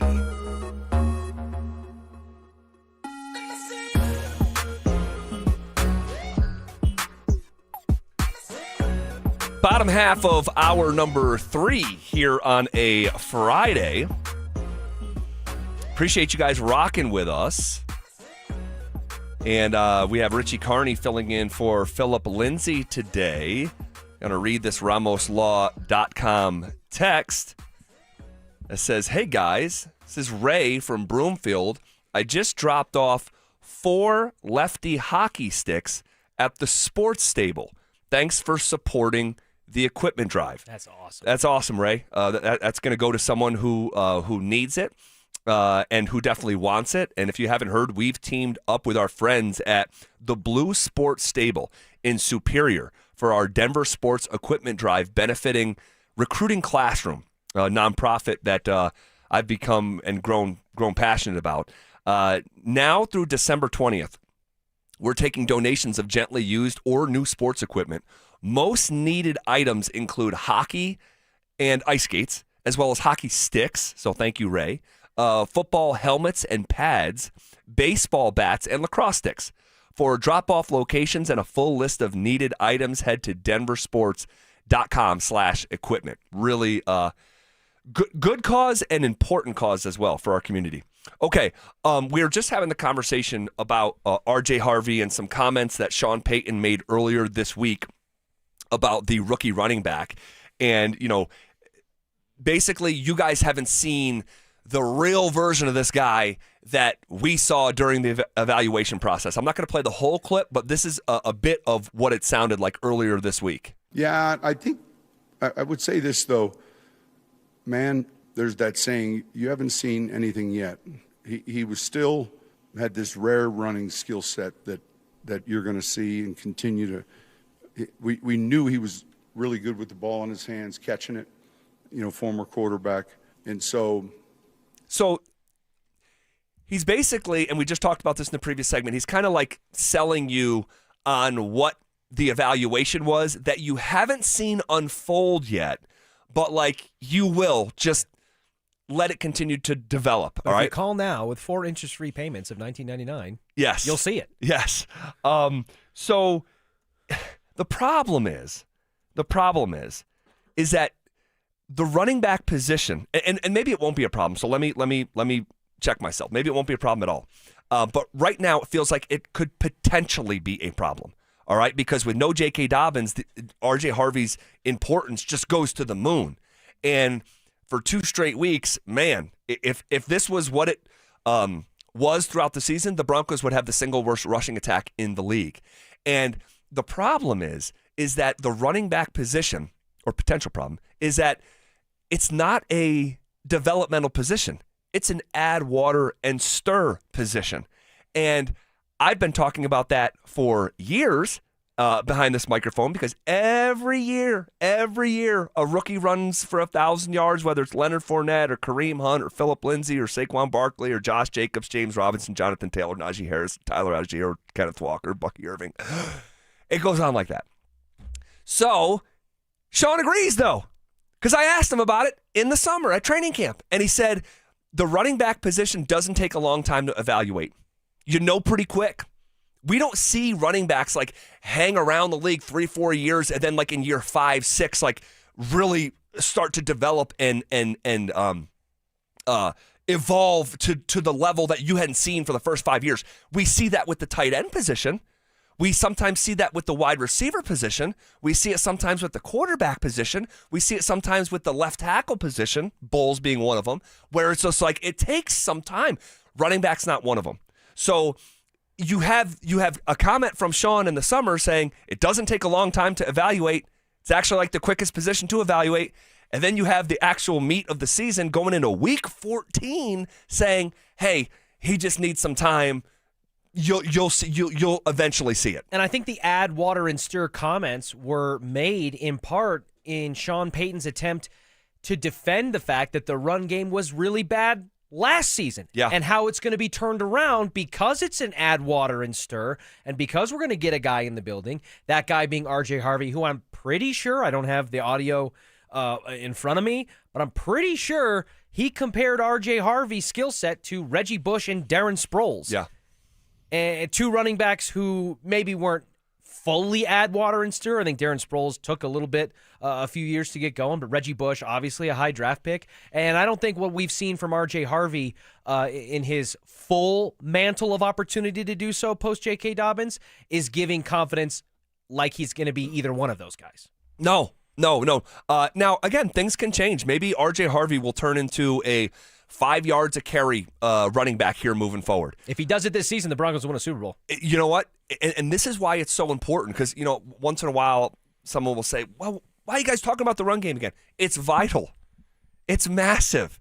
If you believe that your defense is Super Bowl caliber, and most people who've been paying attention agree that that's true. So if you agree that that's true, you look at the offense and say, okay, what's been the strength of the offense? Well, for 12 of the 14 weeks, it's been the run game.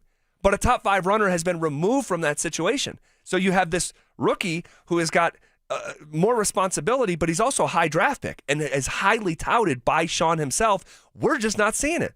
He's got 3 carries this year longer than 10 yards, you know, and he's got the a 4% explosive run rate. It's the 3rd worst mark in pro football. So at least it's got to be, the run game has got to get to competent.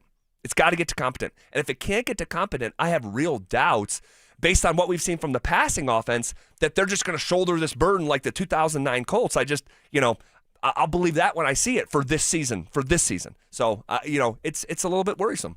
No, it is. And because, again, last year, when Bo Nix felt like he had turned the corner of his rookie season in that like week 11 to 18 stretch, where statistically he was one of the best quarterbacks in the NFL especially compared to how he started, the one thing that left the bad taste in our mouth on the offensive side of the football after that blowout against the Bills was, man, if this offense does not find a way to bring some balance, they're not going to go anywhere. Because the Bo Nix we were seeing, it's like, man, imagine if he had a run game that wasn't propped up by his own 2 legs. Right. Imagine if he had that kind of help and defenses weren't just able to key up on him in the passing game and force him to try to beat them with his arm, which he did enough to help them get to a postseason for the first time since the Super Bowl. But man, if they can just do that, the sky's the limit with this defense and with the trajectory that Bo's on. And we saw it with J.K. Dobbins. So now that J.K. Dobbins isn't here, that doesn't just go away. That's still what's needed. That balance is now arguably even more important because of the position they've put themselves in 13 weeks into the season. Yeah. I should say, what is the level of concern for someone who has won a Super Bowl? All right, we'll talk to Brandon Marshall, and I'll bounce this dynamic off him coming up next. Denver is back in action this weekend with a rematch against Las Vegas. Kick your football Sunday off in style with Denver Game Day, powered by Common Spirit Health, official healthcare partner of the Denver Broncos. Live on Game Day starting at 10 a.m. Denver Sports 104.3. The Fan. Imagine finding your dream home and moving in right away. No waiting to sell your old place first. Sounds perfect, right? That's exactly what Orchard's Move First, Sell Later program lets you do. Buy your new home now and sell the old one later. Here's how it works. Orchard gives you cash so you can buy and move into your new home first, on your timeline. No waiting, no showings, no double moves. Then the Orchard experts take it from there. They handle repairs on your old home for you so you attract the right buyers. Once they're done, a local Orchard agent lists and sells your home for top dollar. Orchard's Move First program gives you the freedom to buy and move into your new home first and sell your old home later. Buy before you sell and get top dollar for your home with Orchard. Ready to find out how much your home is worth? Visit Orchard.com to get your free home valuation. That's Orchard.com. Whatever you're looking for when you head out into the wild, keep an open mind. Sometimes the real treasure is the journey itself. Sure enough, there's treasure out there. Sometimes it's something you didn't expect to find. And more often than not, it's as simple as the memories you make. Make some memories of your own with a new vehicle from Corwin Toyota. Family driven for over 100 years. Brandon Stokely here for Colorado's hometown HVAC team, ROX Rocks Heating and Air. Is your heating system struggling to perform and need to be traded? It has never been easier to get a quote for a new heating system. Rocks Heating and Air offers a free online heating and cooling quoting system so that you can quickly and accurately get pricing on a new system. Only at ROX Rocks Heating and Air. Now play that jingle. HVAC service, installation, repair. ROX Rocks Heating and Air. Payton Manning here. Throughout my football career, staying healthy was a big priority, but bumps, bruises, and injuries were part of the game. And for me, it's not just the clinical excellence and expertise that sets a medical team apart. It's also the compassion, kindness, and empathy they show. At Common Spirit Health, healing is quality care and human kindness. And my friends at Common Spirit are teaming up with their partners to spread human kindness and create healthy communities. Common Spirit Health. Hello, human kindness. Hi, I'm Emily, your friend and jeweler at Shane Company, where a small box with a burgundy bow will help you win the holidays. As an in-house designer, I love creating meaningful, fine jewelry gifts. Choose a necklace with a gorgeous infinity charm to symbolize your everlasting love. Or go for a personalized piece with an engraving, their zodiac sign, favorite color gemstone, or their initial accented with pave diamonds, because a friend wants you to be a holiday hero. Stop by or shop now at shaneco.com. Shane Company, your friend and jeweler. Thinking about buying a home in Colorado? You're not the only one. And now might be your best shot. We're officially in a buyer's market, guys, which means you've got the upper hand. More homes on the market, competition is down, and serious deals are out there just waiting to be found. Whether you're a first-time buyer or looking to upgrade or downsize, now's the time to get pre-approved. And American Financing can make that happen in 24 hours or less. Interest rates are competitive, and home prices have been stable. That means you can find a great deal while locking in a monthly payment that fits your budget. Plus, with home equity building over time, your investment grows, making homeownership a smart, long-term financial decision. If you continue to pay rent, you're just paying your landlord's mortgage, and you don't need 20% down. You could be in your new home with as little as 3% down. Plus, they offer down payment assistance programs to make homeownership even easier. So call American Financing at 303-695-7000 or visit them online at americanfinancing.net. NMLS 182334, NMLSconsumeraccess.org. Samantha Flanagan here for Flanagan Law. If you find yourself in a car accident, do not tell the insurance company you are fine. They will hold that against you even if you end up with medical bills 3 months later. Protect your rights. Look for the Shamrock. Go with Flanagan Law.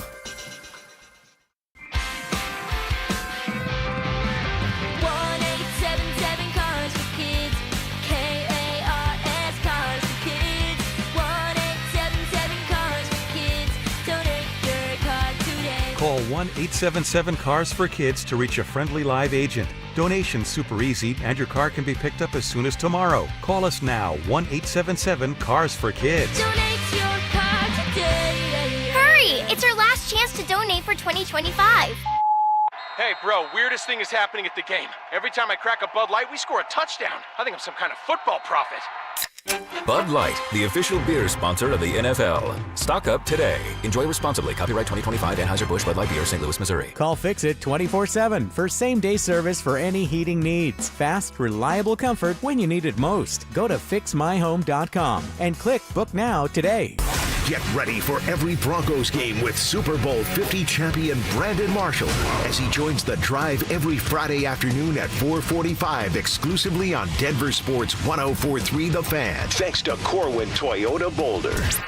Denver Sports 104.3 The Fan. DenverSports.com and the Denver Sports app. It's a Bud Light Football Friday. Bud Light, an official beer sponsor of the Denver Broncos. Here's The Drive with Zach Pye and Phillip Lindsay.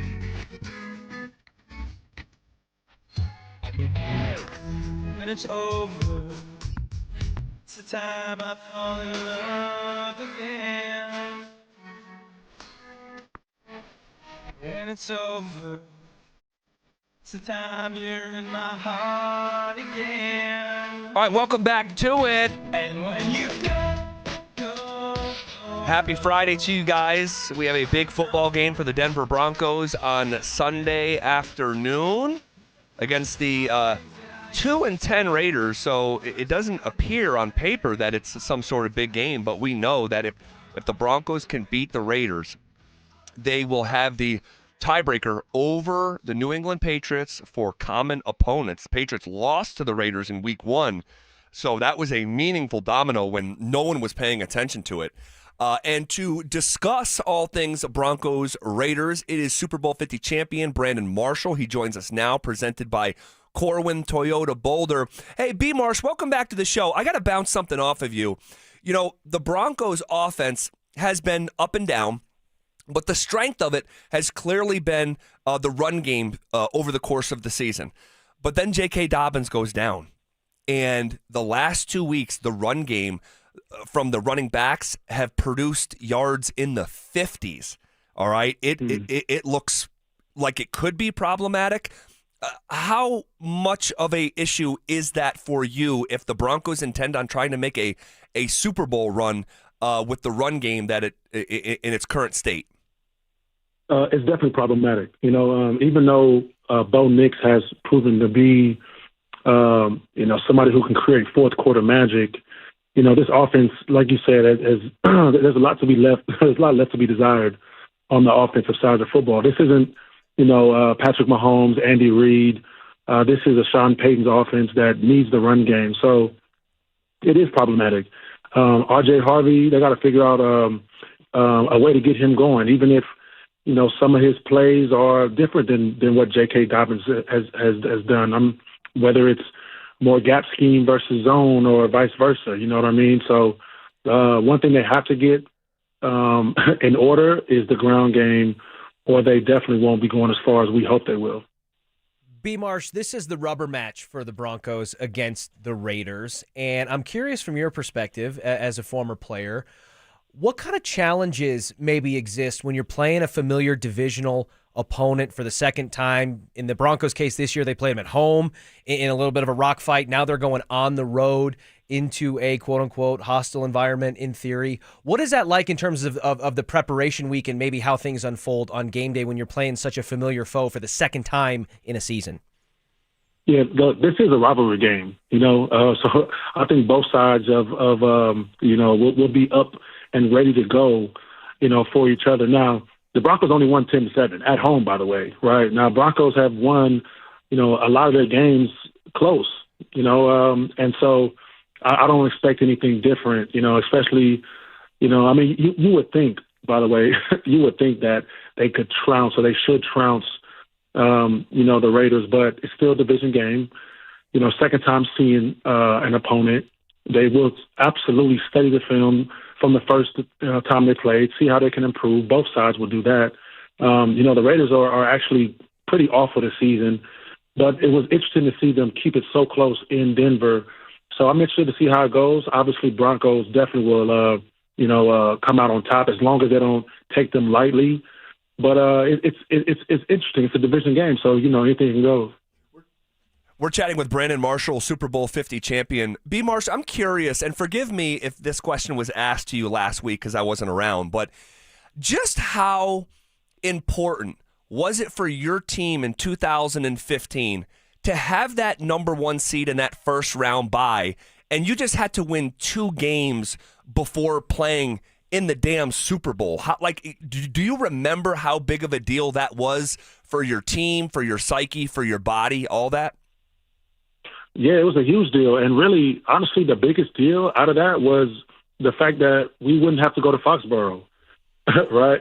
So, playing Tom Brady, Bill Belichick, and Gronkowski in Foxborough is completely different than playing them in Denver, right? It's just a different ball game. So I think that's what we were most excited about. A lot of us from that team were used to having a first-round bye because back then the playoffs, if you had a top 2 seed, you would get a bye, right? So first year we went to the Super Bowl, lost to the Seahawks, we had a bye. We had a bye, the next year we lost to the Colts. And so, for the most part, we only had to play 2 games anyway. But that number 1 seed is massive. And I think it's even more important now because, like you said, first of all, it's only one team that gets the bye. So everybody's scratching and clawing for that because it could mean a lot, health-wise, rest-wise. There's a lot that could be on the table for that. So I think they should obviously, and I know they will, continue to bust their tails to try to get this this victory. But all they got to do is take it one game at a time. And B. Marsh, I have to follow up. In the year that you had the bye and lost to Andrew Luck and the Colts, did you feel like that you guys were missing a little bit of rhythm with the time off, or was it genuinely just like, hey, they just outplayed us? Or was there something to maybe the bye wasn't a good thing for that particular team? Hey, I'm going to be honest with you. They just outplayed us. I was actually thoroughly shocked that they did outplay us, if I'm being honest with you. As the game went, and it was just, I don't know what it was. We just couldn't get our footing, but I think they just outplayed us, man. So, I tip my hat to Andrew Luck and the Colts because, we played that game 5 times. I definitely believe we win 4 out of the 5, or at least 3. But they came into Denver and they did their thing. So, shout out to them. B. Marsh, the last time the Broncos played the Raiders, they sacked Geno Smith 6 times, and they needed all 6 to scrape out of that game with a 3-point victory on Thursday Night Football. So clearly getting after the quarterback is going to be a point of emphasis, I would imagine, this time around. And I'm curious from your perspective because there's kind of 2 forces working in tandem here when you're talking about getting after the quarterback. You've got your pass rushers and your interior defensive line pinning their ears back and bull rushing, and then you've got a secondary that kind of holds up in passing situations to allow time for those guys to get after the quarterback. Which one of those between that yin and yang do you think is going to carry the most emphasis and weight going into this game against the Raiders? Oh, man. I mean, look, the Raiders' offensive line is horrible. I just think, our defensive linemen are better than them. You know what? It's crazy because their weapons aren't great either, right? The only real weapon they have is Brock Bowers. So I don't really expect, what going to that question, it could be both. They can really have a field day if everybody's on their P's and Q's because all season long, the Raiders' offensive line has been terrible. The Raiders haven't given anybody, as far as Geno Smith to throw the ball to, besides Brock Bowers. They traded away Jacoby Myers. Nobody's getting open. Really, I think this could be a hell of a day for the Broncos defense, and I'm looking forward to a goose egg. So, honestly, man, it could go either way. Our DBs are better than theirs, and our D-line is better than theirs. And the Raiders did a terrible job this offseason shoring up those spots. So, I look forward to another 6+ sack game. Yeah, and I guess when you add up the dynamics that you just did, I guess this is how you get to 2 wins and 10 losses. So, exactly. Hey, great stuff. B. Marsh, love chatting with you. Have a great weekend and enjoy the game, and we'll do this again next week.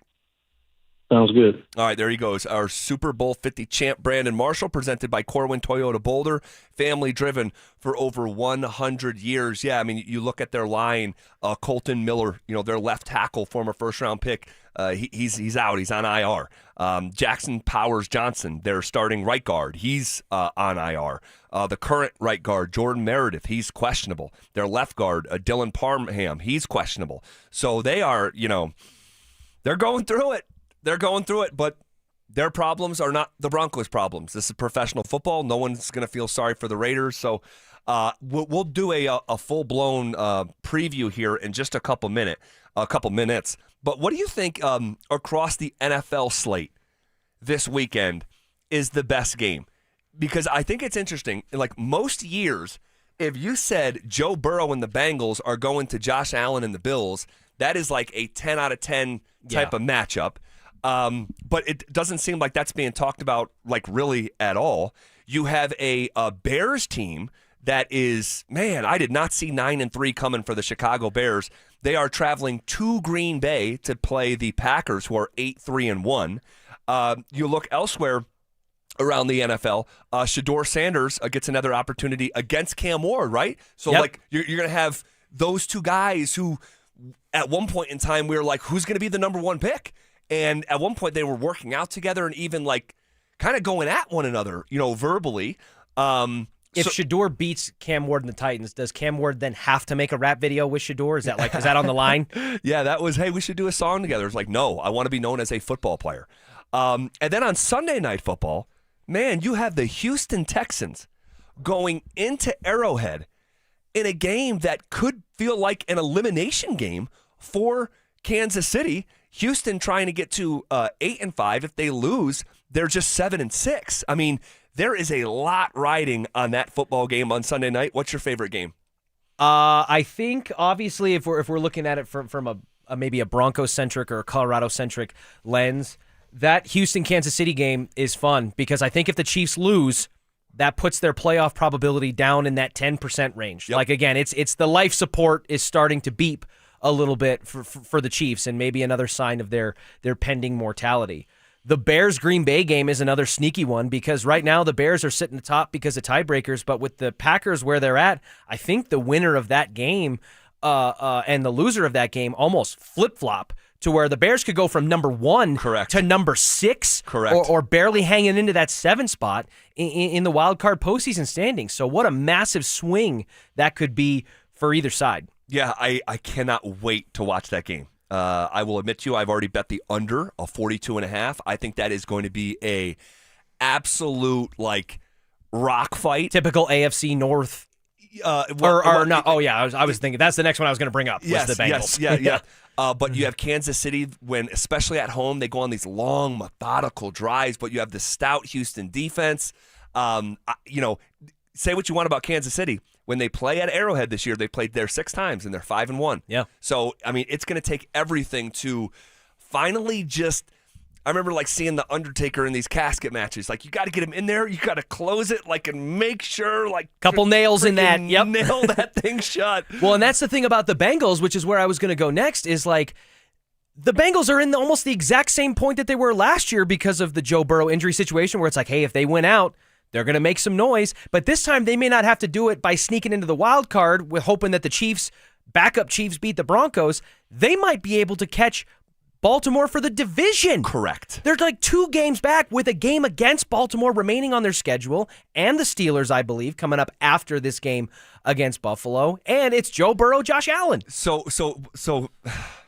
I'm glad you mentioned that because there is a scenario that Cincinnati goes on a run, because 9-8 will probably win that division. Yeah, it's so bunched up. It is. So the leader of the division is the Ravens at 6-6.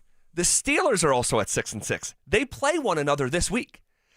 There is a scenario where the Bengals go on a run, and let's say they're coming to Denver in the wild card round. If the Broncos can't hold on and don't win out, sure. And which I think would still be more unlikely than likely that they win out and end the season on a 14-game win streak. Right, 15-2 after starting 1-2. So there's still a very realistic scenario that the Broncos are hosting a wild card round, and it's Joe Burrow and the Bengals coming into town. Again, that makes me uncomfortable. Yes, and this goes to the point when we're talking about the importance of the number one seed, and it's a very split, divisive topic, I think, on the RamosLaw.com text line, on our YouTube chat, and just out in the fan base of people saying, nah, they don't need it. They've proven they can win. They can do that.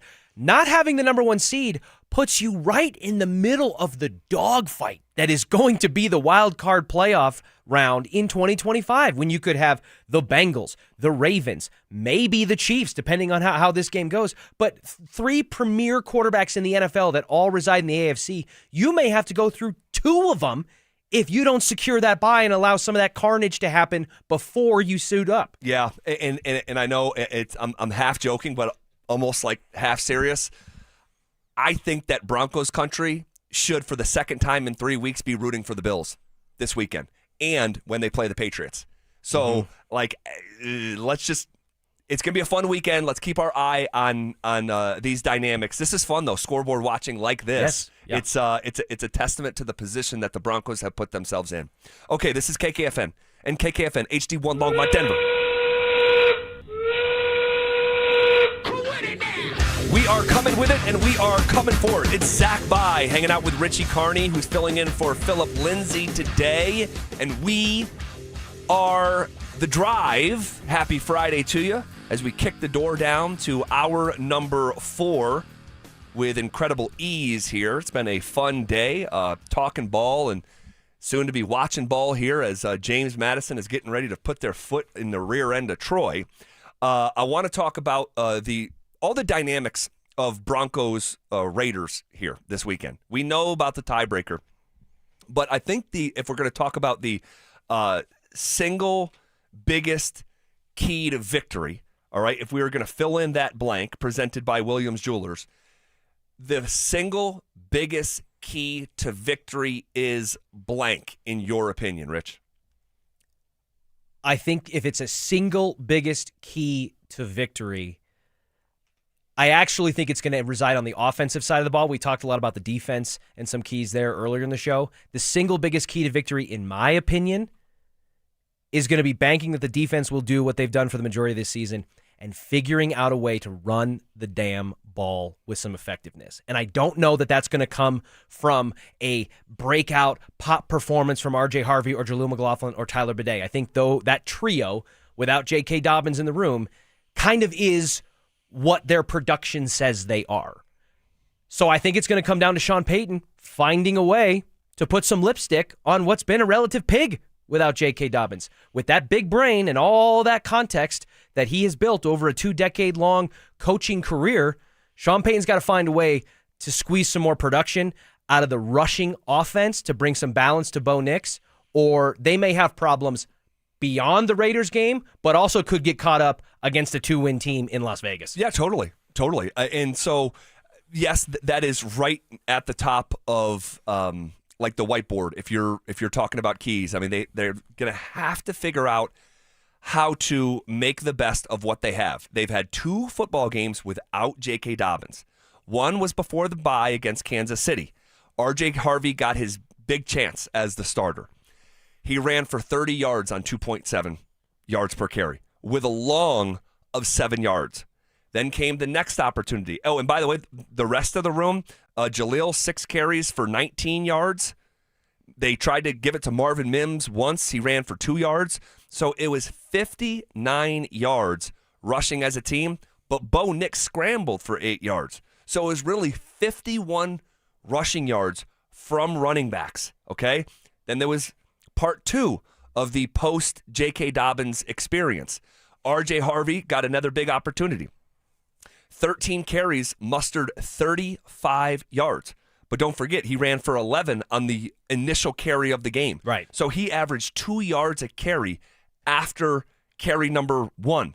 Jaleel had 6 carries for 24 yards. All right. Marvin Mims got another carry. He went for 9, if you remember that one up the left side. Adam Prentice got a carry on a short yardage situation. He got 3 yards.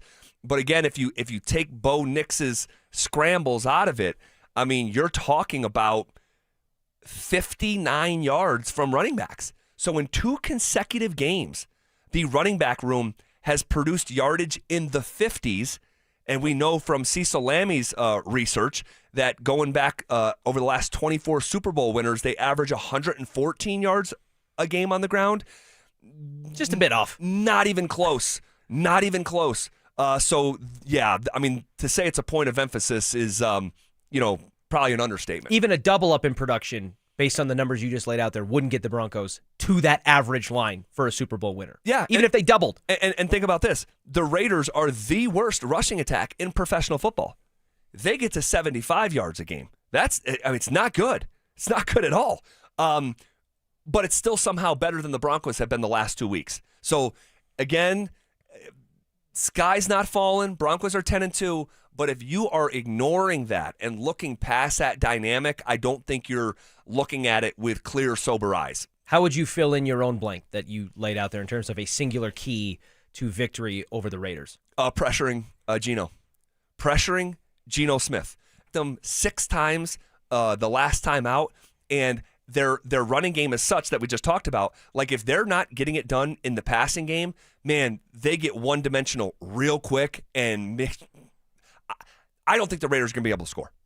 If they get after Geno Smith, and when I say, not going to be able to score, I don't know if they score a touchdown. I'm thinking about going under their team total of 10.5 points, if I'm being genuine. So, if you get after him a little bit, all right, just let their current reality continue to sink in. This is a bad team. Mm-hmm. You're not going anywhere. You're playing the league's best defense. Hit them in the mouth early, smother them, and I think that this has a chance to be the first Broncos road game that ends with a double-digit victory. It has a chance. Well, it took 6 sacks on Geno Smith the last time these two teams played to walk out of Empower Field at Mile High with a 3-point victory that they achieved in part because of a missed field goal by the Raiders late in the game. So, to give credence to what you're saying, it took 6 of them things to get a 3-point victory at home. So you would think that that's going to be right around maybe the ballpark from a defensive production standpoint of what you're going to have to put Geno Smith through in order to come up with a more convincing victory. Now, I think having Patrick Surtain back in the lineup and maybe having a little bit more opportunity to hold things up in coverage and give Jonathan Cooper, Nick Bonito, Zach Allen, and the like time to get on their horse and get after Geno, I think will be a good thing. And then obviously Talanoa Hufanga and the linebackers as well. So I think that that's probably a more attainable key than the rushing offense suddenly just breaking through in a significant way. And there's people on the RamosLaw.com text line who are pointing out RJ Harvey has 8 touchdowns on the season. And I just think that's a very simplistic way to look at the rushing offensive production without J.K. Dobbins, is to say, well, they've ran across the goal line X amount of times. I just think that doesn't do justice to what you're seeing and how much better it needs to be. And also, and I'm not taking away from anyone, okay? Because I don't want to do that. I'm not interested in doing that. I just want to call balls and strikes here. The context of the 4 rushing touchdowns. I mean, force feeding. Yeah, I mean, to say that they've been schemed up, and again, he executed what Sean was asking him, but they would get down to the 1 or 2 yard line and feed RJ Harvey, take Dobbins out of the game, and let him get into the end zone. And again, good for him. He's got in the end zone, but there is context. Also, you mentioned the pass rush. Bonito, 3 quarterback hits on Geno Smith the last time they played, a sack and a half. Here was Pete Carroll talking about Bonito. He's explosive. He's really slippery. He's a really good all-around athlete. He's got all the kind of the knack, physically to slip you into, avoid you, and to race right on past the tackles. And he has a great motor. He really goes. So those guys that like when we see Max play, he plays at such a high level that if a guy just makes a false step or just doesn't quite get off on the cadence, like on Max's sack last week, they take full advantage of it. And so Nick's doing all of that, and he's having a terrific year. I think he's got 50-something pressures or close to 50 pressures, whatever it is.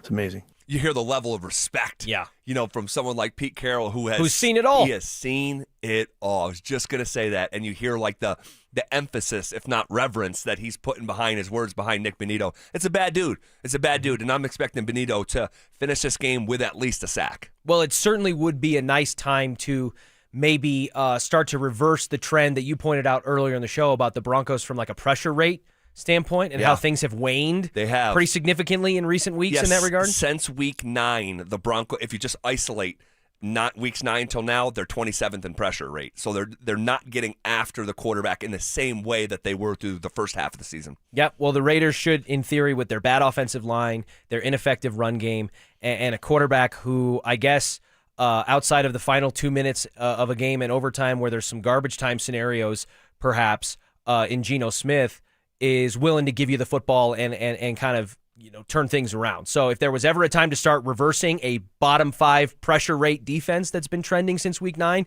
this would be it. Yeah, and I'll say this too in terms of, and we're talking about Geno, but in terms of Bo Nix, how about this for a stat? Haven't mentioned this yet today or this week. Bo Nix has a passer rating of 86 over the Broncos' 9-game win streak. It's the 5th lowest passer rating by a quarterback in a team's 9-game win streak since 1990. So the highs have been high. The highs have been euphoric. But, we spend so much time talking about the run game, and rightfully so, because that's been the strength of the offense. But as that strength is declining, and we hope that not the case, but the early returns are that is the case, Bo needs to elevate. He does. And I'll say this, 2 things on Bo Nix as it relates to this weekend and beyond. Bo Nix really struggles against zone defenses. It is such stark contrast when looking at his production and lack thereof when he goes up against zone compared to man-to-man. And it's not an accident that the Broncos only got to 10 points against the Raiders because Pete Carroll's group plays zone more than any other team in the National Football League. So it's just something to have in the back of your head as that game is kicking off on Sunday afternoon. And the second thing, Richie, and Richie Carney filling in for Phillip Lindsay today, the second thing, Rich, is that as the ground game seems to be declining, and we hope we come in Monday and telling a very different story. But after the early returns, Bo Nix needs to, and again, I've said this for 2 straight months, and Phil has, and sound like a broken record, he needs to use his legs more. Okay? He just does. And it was a big part of why they were able to eke out that win a week ago, that 111-yard run that he had that, felt like it was, gas from Washington. It's backbreaking when you do that. But it also, when your quarterback is able to run the ball the way that Josh Allen does in Buffalo, the way that Lamar Jackson does in Baltimore, it makes the other members of the ground game more successful. And you see a stark contrast when Lamar got hurt and his mobility went down. The Ravens' traditional run game with Derrick Henry has gone into the toilet. And think about that sentence real quick. With Derrick Henry. Yeah. One of the best running backs in the NFL. So if that's something that Derrick Henry and the Baltimore Ravens struggle to overcome, there's not going to be a lot of NFL teams in the league that could rise above that. Correct. So, again, it's just something to watch. Can you make this offense more multiple and more dynamic with Bo on design runs? I'm not talking about scrambles. Scrambles are going to happen once or twice or maybe 3 times over the course of a game. They're reactionary. They are. But I'm talking about the design runs. We saw it earlier in the season on almost like the crack toss deal on the left side. I forget what game that was where Bo had a huge gainer in the month of September or October. Was it? It might have been the loss, but was it against the Chargers? I remember there being a game where it was like, hey, that defense could have had 14 guys on the field. They were not going to stop Bo Nix from getting in that end zone. Yeah, it might have been. It might have been. My memory's just failing me in this moment. But yeah, you need to be creative. Sean is known as a creative play caller. And maybe instead of a trick play once a week, maybe just a little bit more design runs from Bo, because I think everyone. It was the Giants. It was the Giants. Okay. Yeah.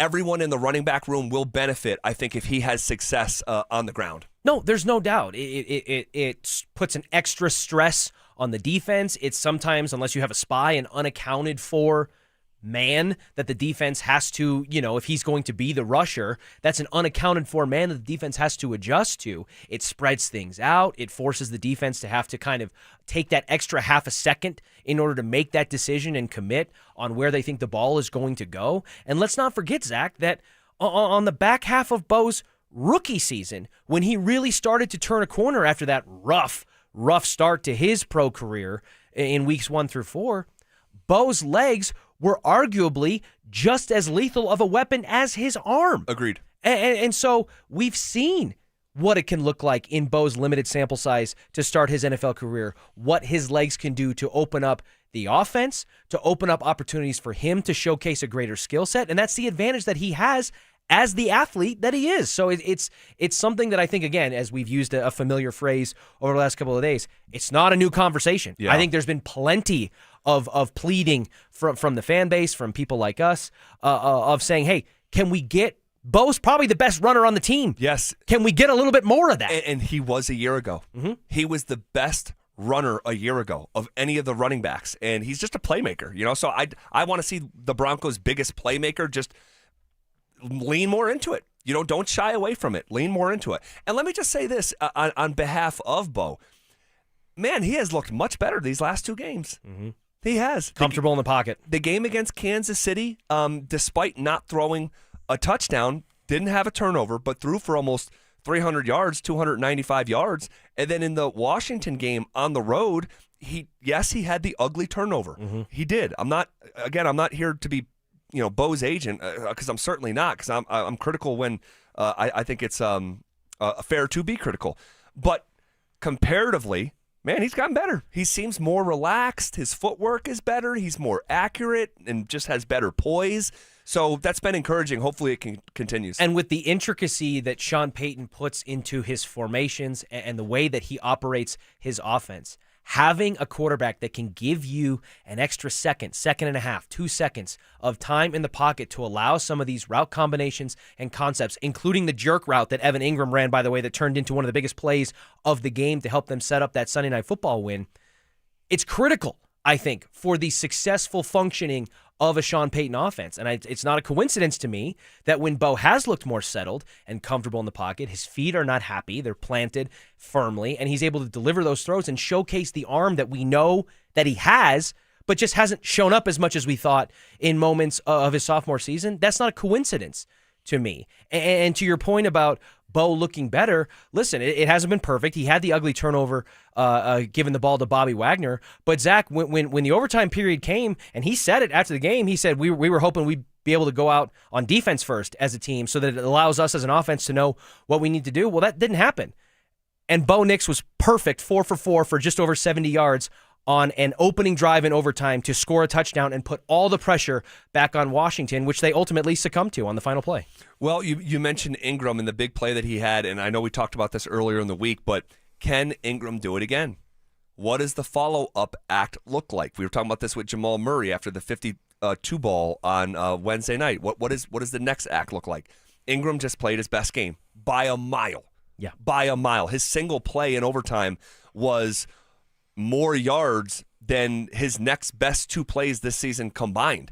You could take his 2 best games combined, put them together, and it was 5 yards difference from what he produced against Washington. On less receptions.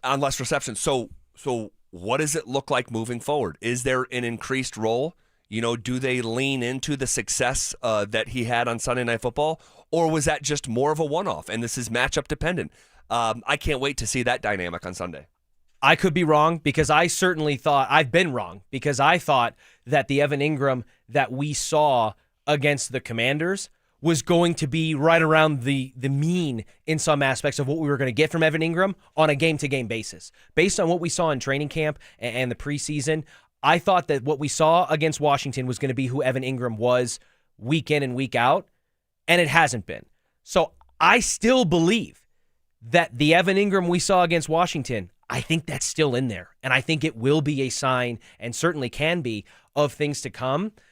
I hope that I'm right. I haven't been right for the first 3 months of the season up until basically this point, but that doesn't mean that the last month can't help erase some of that. Speaking of the pass game for the Denver Broncos, I would like to see, and again, to echo what you just said a few minutes ago, not a new conversation, because I've been banging the drum about this for about a month now. The Broncos need more Courtland Sutton. Do you realize Courtland Sutton has not had a 70-yard game going back to week 7?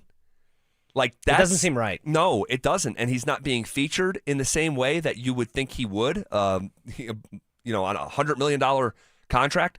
Troy Franklin has received more targets here on the season, and certainly more lately. And then the last time they played the Raiders, it was Troy Franklin getting 9 targets for 40 yards of production. 9 targets. That's what Jackson Smith and Jigba averages the league's top receiver right now. I just think that there's some unknowns with this offense. Unknowns about Evan Ingram. Unknowns about the run game. The run game and what the dynamic looks like moving forward. Unknowns week to week on who is going to be the most productive in terms of Pat Bryant or Troy Franklin, Marvin Mims. Are you going to get Josh Allen or 2022 Russell Wilson? Lean into the known. Courtland Sutton represents a known commodity on the offense.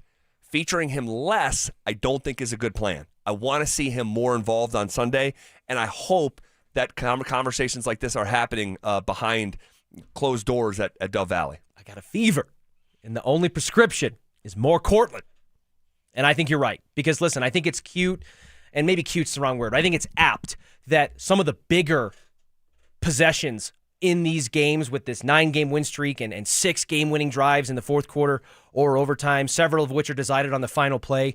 It's not a secret to me or surprising to me that Courtland Sutton shows up in a big moment during those drives on a gotta-have it 3rd and 12 or a key reception, to set up a field goal that helps push them over the edge. Because Courtland Sutton is reliable. He's kind of that safety blanket for Bo Nix, as he has been to basically every quarterback on the carousel that has ridden this ride in Denver since he got here in 2018. But that doesn't mean that you should always be looking elsewhere until you get there. You know what I mean? Like, he shouldn't be the e-brake in this offense that you pull or the glass that you break in case of emergency. It's okay to go there early and often to maybe prevent yourself from getting in that situation in the first place. Yep, agreed. And then the Brock Bowers factor. Brock Bowers. One of the best tight ends we've ever seen in terms of the start of a career. And he was absolutely erased from the game when these two teams played on Thursday Night Football. He had one big play initially, but ended up with 31 yards, his lowest mark of the season. Is it PS2 again? My assumption is that it probably will be a whole lot of PS2. And has been historically when the Broncos have played the Raiders. They've definitely shadowed PS2 on Brock Bowers a lot. Yep. So this will be the 4th time we're seeing this matchup since Bowers came into the league. And, man, they do not have a lot of playmakers. They just don't. If you take Bowers out of the equation the same way that they did last time around, the leading receiver in that game for the Raiders I think it was Tyler Lockett, and it was for less than 50 yards. It was like 44 yards. They just don't have a lot of offensive firepower. And if you take away Bowers, man, like the Raiders, think about this. In the last 4 football games, the Raiders are averaging 12 points a game. Now you're going to go up against the league's best defense, who is actually coming off their worst game. So looking for a bounce back after giving up, what did we say, 419 yards? Yes, 419 yards and 30 first downs to Washington. Like, they should be coming in there with a chip on their shoulder. Zach, the Raiders may not be able to do much, if anything, about the fact that Ashton Genty is going to struggle to get the ball moving on the ground. Maybe not as much as the Broncos have struggled, because he averages like 75 yards a game, or they do as a team, they being the Raiders. And their offensive line is in a position where they have maybe less that they can do about that. I think if I'm Pete Carroll and that offensive staff with Greg Olson now, I believe, calling the plays after they let go of Chip Kelly, I'm probably telling my group, there's something we can do about the fact that Brock Bowers was heavily underutilized the last time we played the Broncos. And I think it's reasonable to expect a potential overcorrection effort by Las Vegas with their tight end. All right, if you want to react to any of those conversations, you can hit us up on the RamosLaw.com text line, 303-713-1043. Okay, it is a massive weekend on the college football front. We'll talk about the biggest games on championship weekend coming up next.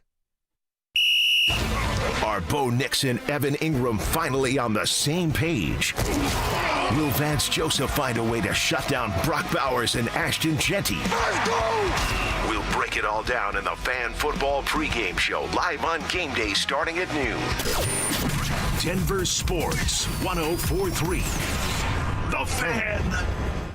With Steel, batteries are included.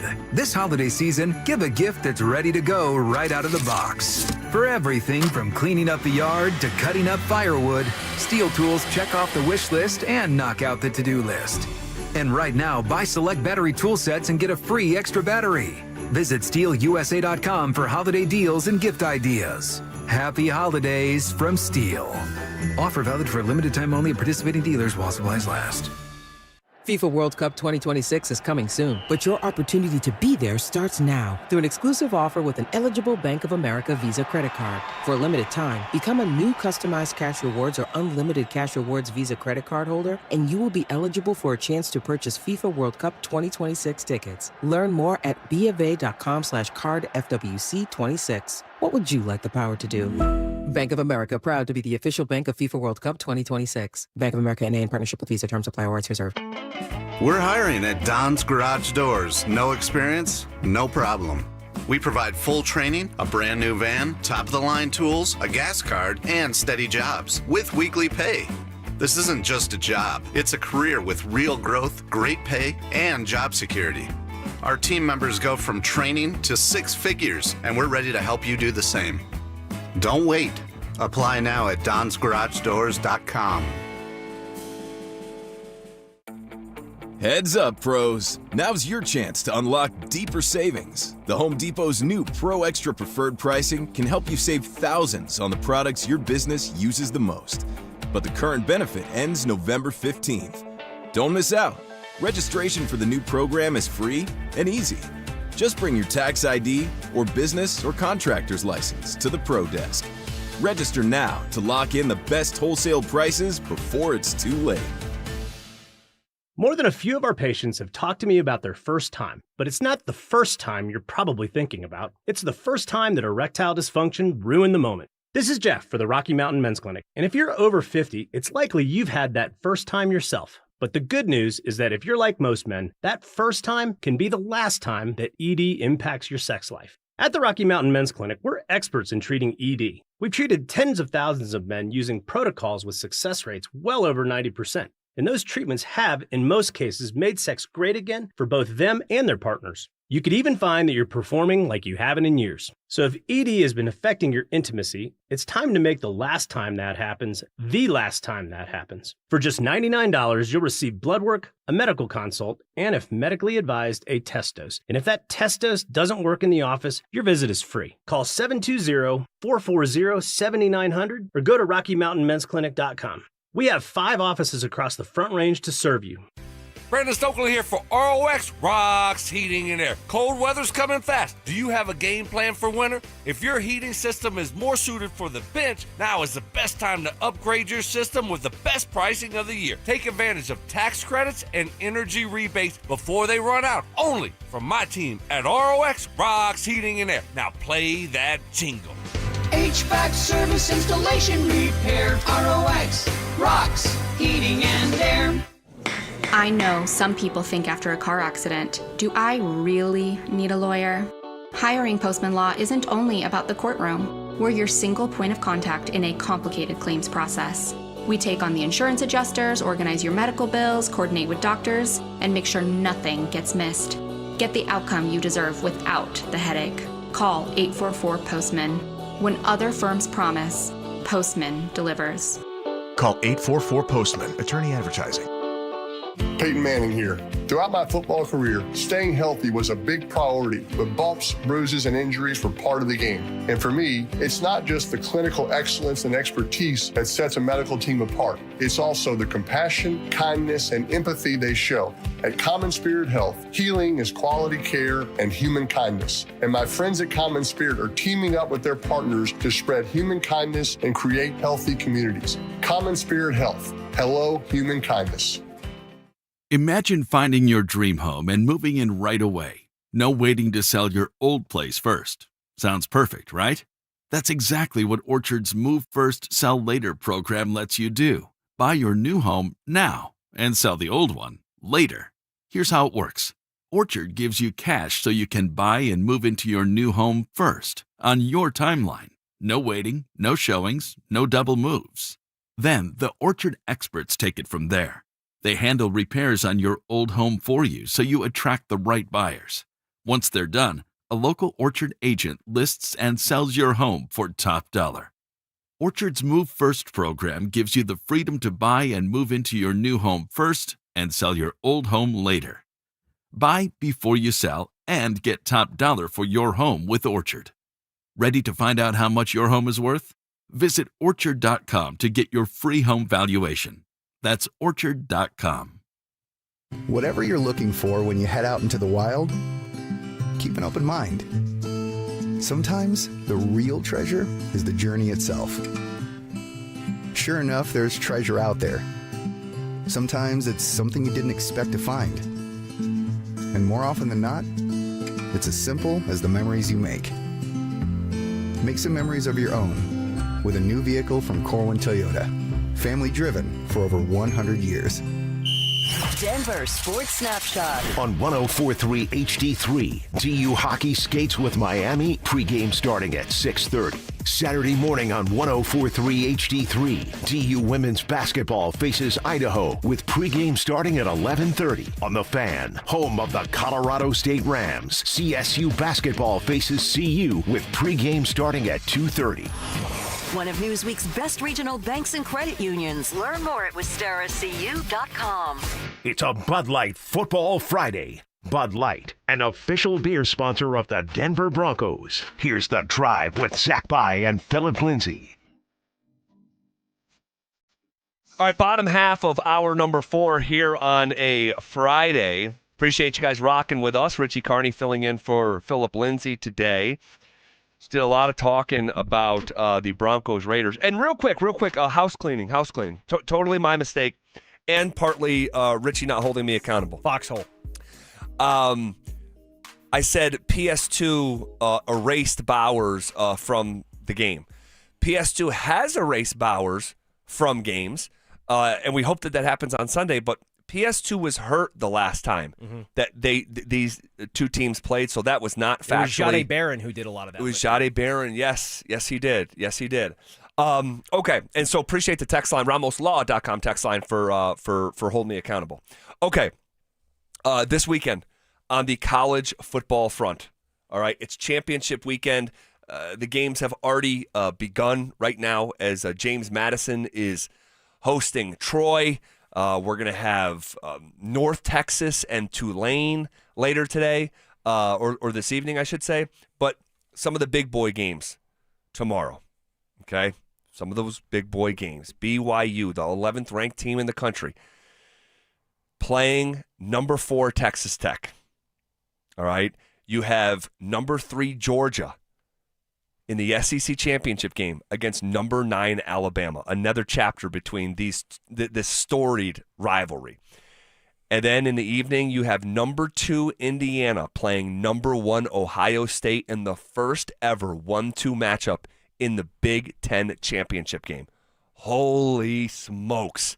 Where will your eyes be going this weekend? Well, you know I'm a Big Ten guy. So number 1 versus number 2, on top of the fact that I already pay a lot of attention and certainly enjoy watching teams around the Big Ten. That's obviously going to be on my docket. But I was already going to watch this next game that I'll mention as well for obvious reasons, but I'm going to watch it with an added layer of intrigue because of a stat that you put forth that I was unaware of, which is the SEC championship game between Georgia and Alabama, number 3 versus number 9. And it may not have the most massive of implications when it comes to college football playoff seeding, but there is this narrative that I think has merit in almost every case except the one they're currently facing, that you just don't bet against Kirby Smart in a big game. Like, Georgia just knows how to win. It's born and bred in their DNA.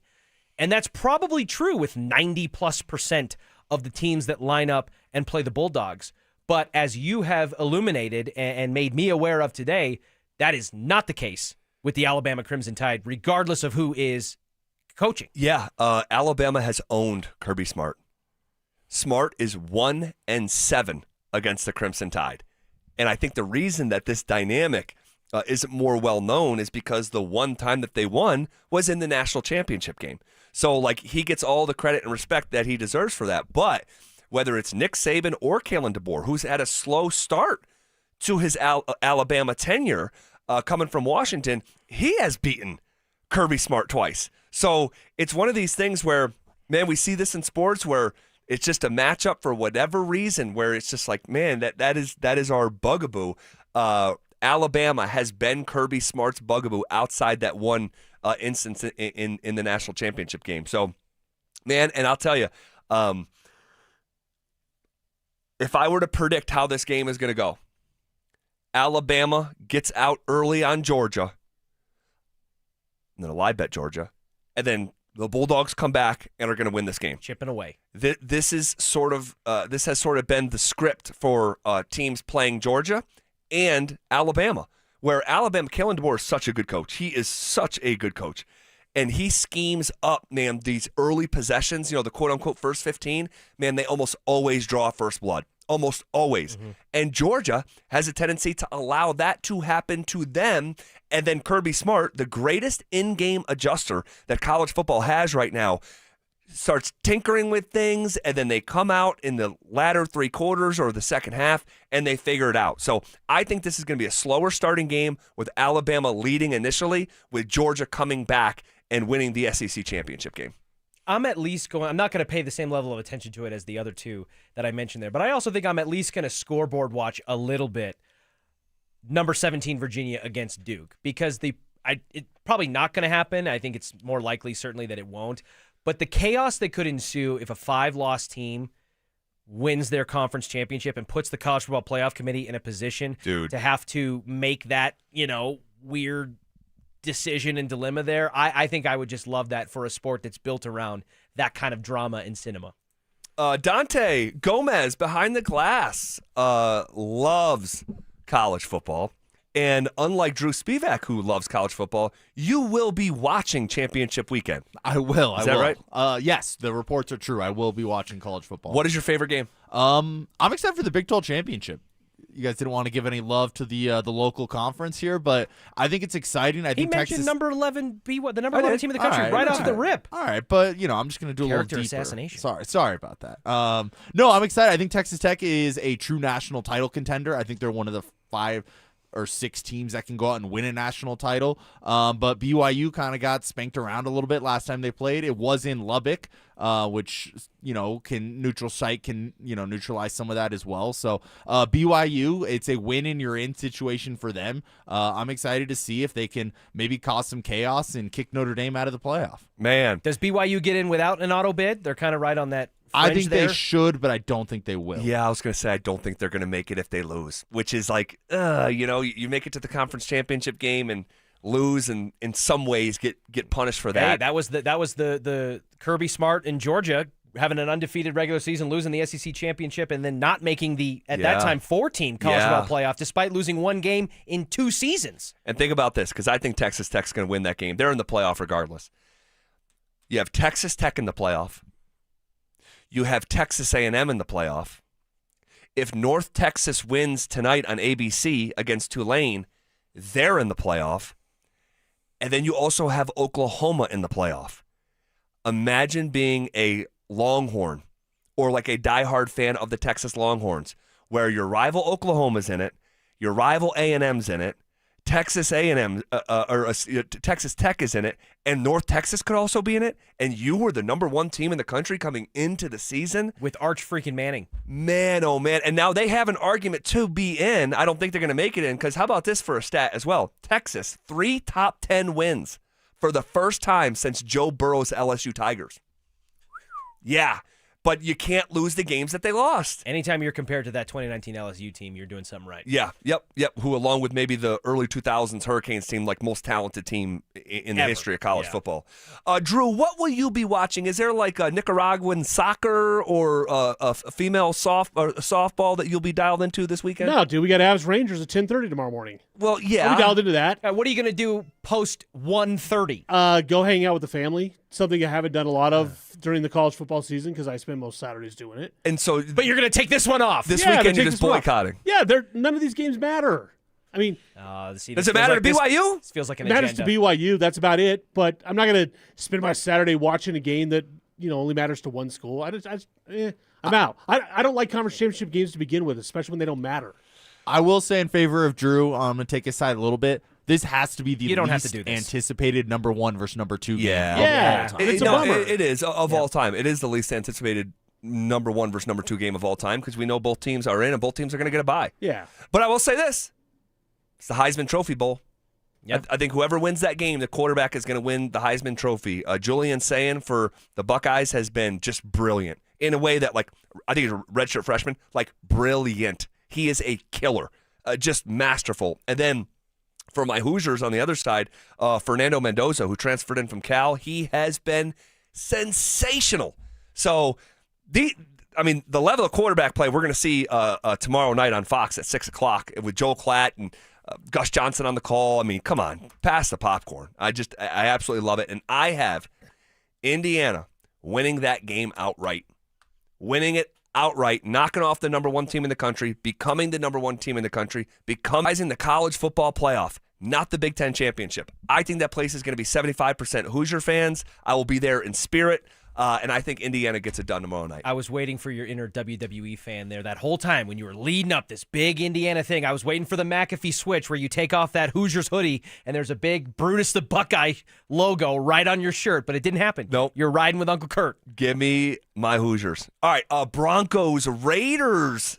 A bold prediction within the game and also the final score predictions coming up next. It'll be fine by dusk, but I'm telling you, baby. There's something in the orange and blue coming to Empower Field next August. Zach Bryan is bringing his With Heaven On tour to the Mile High City, and we want you there. Let me go. Download the Denver Sports 1043 The Fan app and click on the contest banner to enter for your chance to win a pair of tickets to the hottest show of the summer. We're having an all-night revival. Denver Sports 1043 The Fan. All right. As you know, winter is here, Denver. And Hermes Worldwide is your ride to all action. Whether you're bundling up to cheer on the Broncos at Empower Field or heading downtown to catch the Avs on the ice or the Nuggets on the court, make sure you get there on time and in style. This holiday season, let Hermes Worldwide handle all the Christmas light tours, festive nights out, and stress-free airport transfers.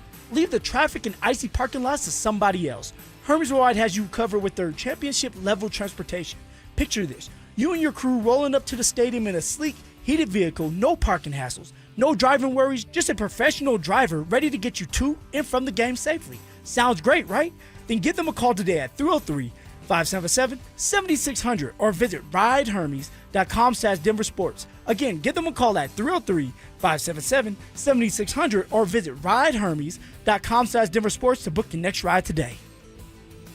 Hi, I'm Lexi, your friend and jeweler at Shane Company. If you're planning to propose this holiday, we're ready to make creating your engagement ring a warm, welcoming experience. At Shane Company, we're all about your style, your budget, your dream engagement ring. Explore the widest selection of diamonds and ring settings ready for you to see in person, or visit us at shaneco.com. You'll have your ring in days, not weeks. Our friendly jewelry consultants don't work on commission. There's never any pressure, just perfect proposals. Shane Company, your friend and jeweler. Today at Berg Simpson, we'll get a call from someone who needs our help. We'll learn about their loved one's injuries. We'll listen to their concerns, and we'll promise to fight for them. Then we'll use our resources and experience to deliver the best possible results we can for that client. So today, when that client calls Berg Simpson, we hope they feel they've done the best thing for their family. If you've been injured, call Berg Simpson for free now at 303-790-2525. 303-790-2525. BergSimpson.com. Good lawyers changing lives. Is your financial advisor offering you up to a 30% upfront bonus? Or are they promising you up to 10% growth per year, all for your retirement income? If not, then you need to come to Trajan Wealth. I'm Jeff Jr., founder of Trajan Wealth. If you have a plan to retire within the next 10 years, don't wait only to find out it's too late. I've seen hardworking folks like you retire only to be required to go back to work, all because their advisor told them guarantees like these were too good to be true. They're not. That's up to $30,000 upfront or up to $10,000 per year on $100,000, all guaranteed for retirement income. Don't keep working when you're supposed to be retired, and don't let any financial advisor tell you it's too good to be true. Call Trajan today, 720-204-8100. That's 720-204-8100.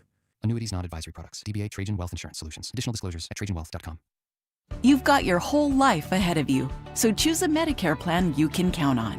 And that's what you get with a Medicare Advantage plan from United Healthcare. With more than 45 years' experience serving its members, United Healthcare has plans with low monthly premiums that fit your life today and as your needs change tomorrow.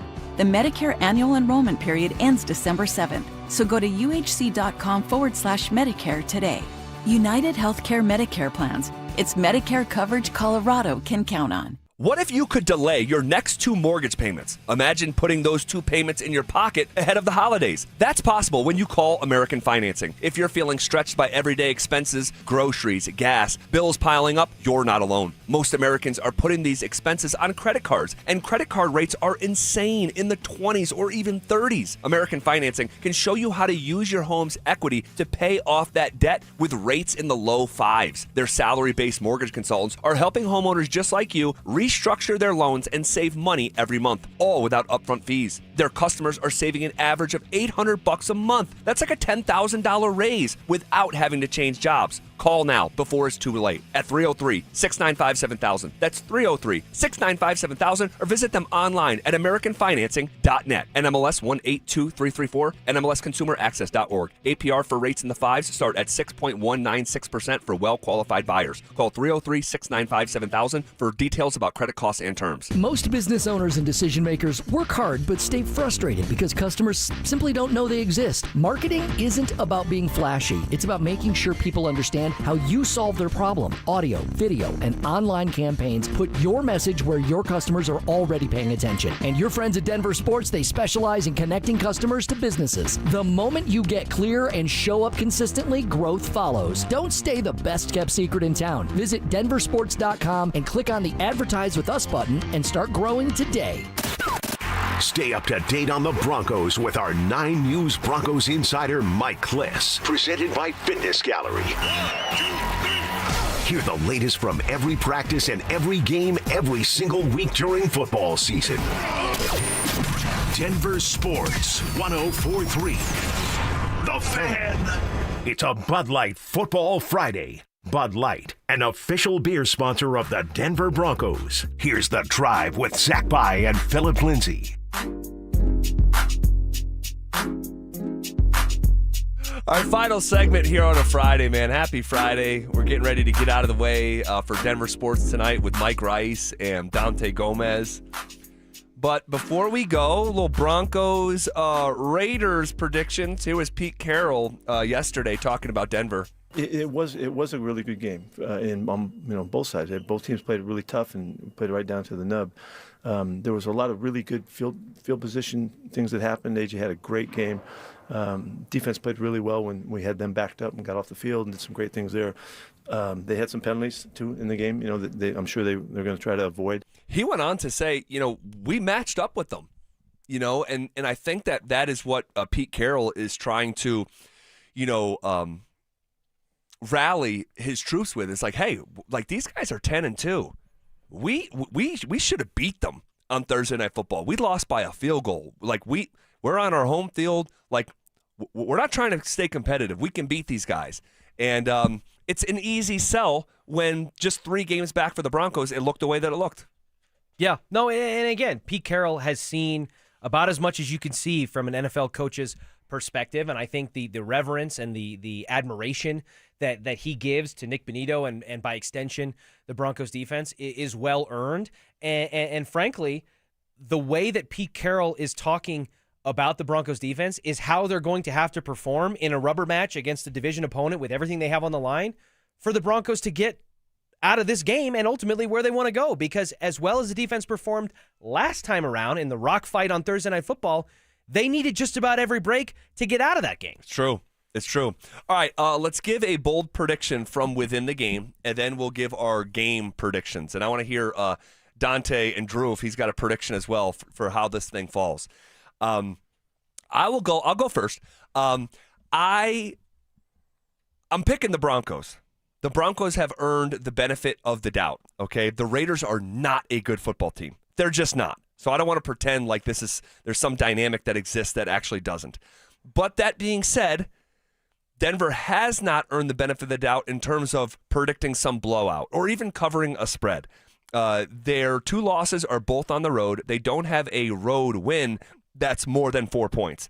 Everything is played tight, and I don't think this will be any different. At a certain point, you just are who you are. I mean, we're going into week 14 here. So I'll say Bo Nix and the Broncos figure this thing out to the tune of, let's go 16-13. Broncos get it done, win their 10th straight. And in terms of a bold prediction, I think Riley Moss finally gets an interception on Sunday. He gets a game ball. Broncos edge it out. What do you got? Yeah, I'm in the same boat as you to a certain degree. I don't think the Broncos have earned the right, despite being north of a touchdown favorite, with the offensive resume that they've put on paper this season, to have confidence that they're just going to blow a team out. I know there was the Bengals game against Jake Browning and everything was going on in Cincinnati, and the Cowboys game with the worst defense going up against the Broncos offense. But I do think the Broncos win this game. And I think they win it in a familiar fashion to how the majority of their wins have come on this 9-game win streak, where it's not going to be comfortable. It's not going to be aesthetically pleasing at times, but I ultimately think they get it done to the tune of a Will Lutz-led, messy performance, 19-16. But from a bold prediction standpoint, Bo Nix leads the Broncos in rushing and runs one across the goal line. I like it. Drew, what do you got for Sunday? I got 19-17 Broncos win with a Will Lutz walk-off field goal at the very end. Let's go. Once again. That'd be the 7th game this year decided on the last play. If that does happen, you'll hear Dante Gomez's prediction here coming on Denver Sports tonight. Have a great weekend, everyone. Be kind to one another. It's Mike Rice and DG. Denver Sports Tonight coming up next.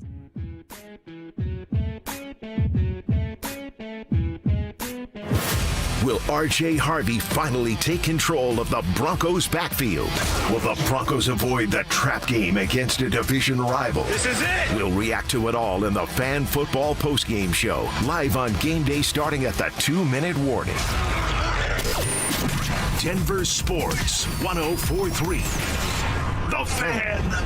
250 years ago, a promise was made to connect families and friends near and far. And during the holidays, that promise is more important than ever. That's why USPS is building a better network to meet your needs, with timely deliveries, easy and affordable ways to ship, and everything you need to make your season full of holiday cheer. Our purpose is delivering your peace of mind, knowing your love will arrive, bringing joy to all. The United States Postal Service. Learn more at USPS.com/holidays. Tired of hearing scary radio ads about the IRS? Tax Relief Advocates is different. TRA is here to tell you that if you owe money to the IRS, whether it's $5,000 or $500,000, we have a solution. TRA can eliminate or reduce what you owe to the IRS with zero risk to you. We have over 1,000 5-star reviews on Google and an A+ with a BBB. End your tax nightmare today by visiting TRA.com or call 800-583-6681. That's 800-583-6681. At 303 Law 4040, we know getting into an accident stinks, and so does getting worked over by the insurance company or even your slick-talking made-for-TV lawyer. So if we can help, just give us a call. 303 Law 4040. Save that number in your phone. You never know when you're going to need it. That's 303 Law 4040. Select Health, how can we help? Representative. I'm ready to answer any questions you have. Representative. I'm Sam. Representative. It sounds like you said representative. One moment.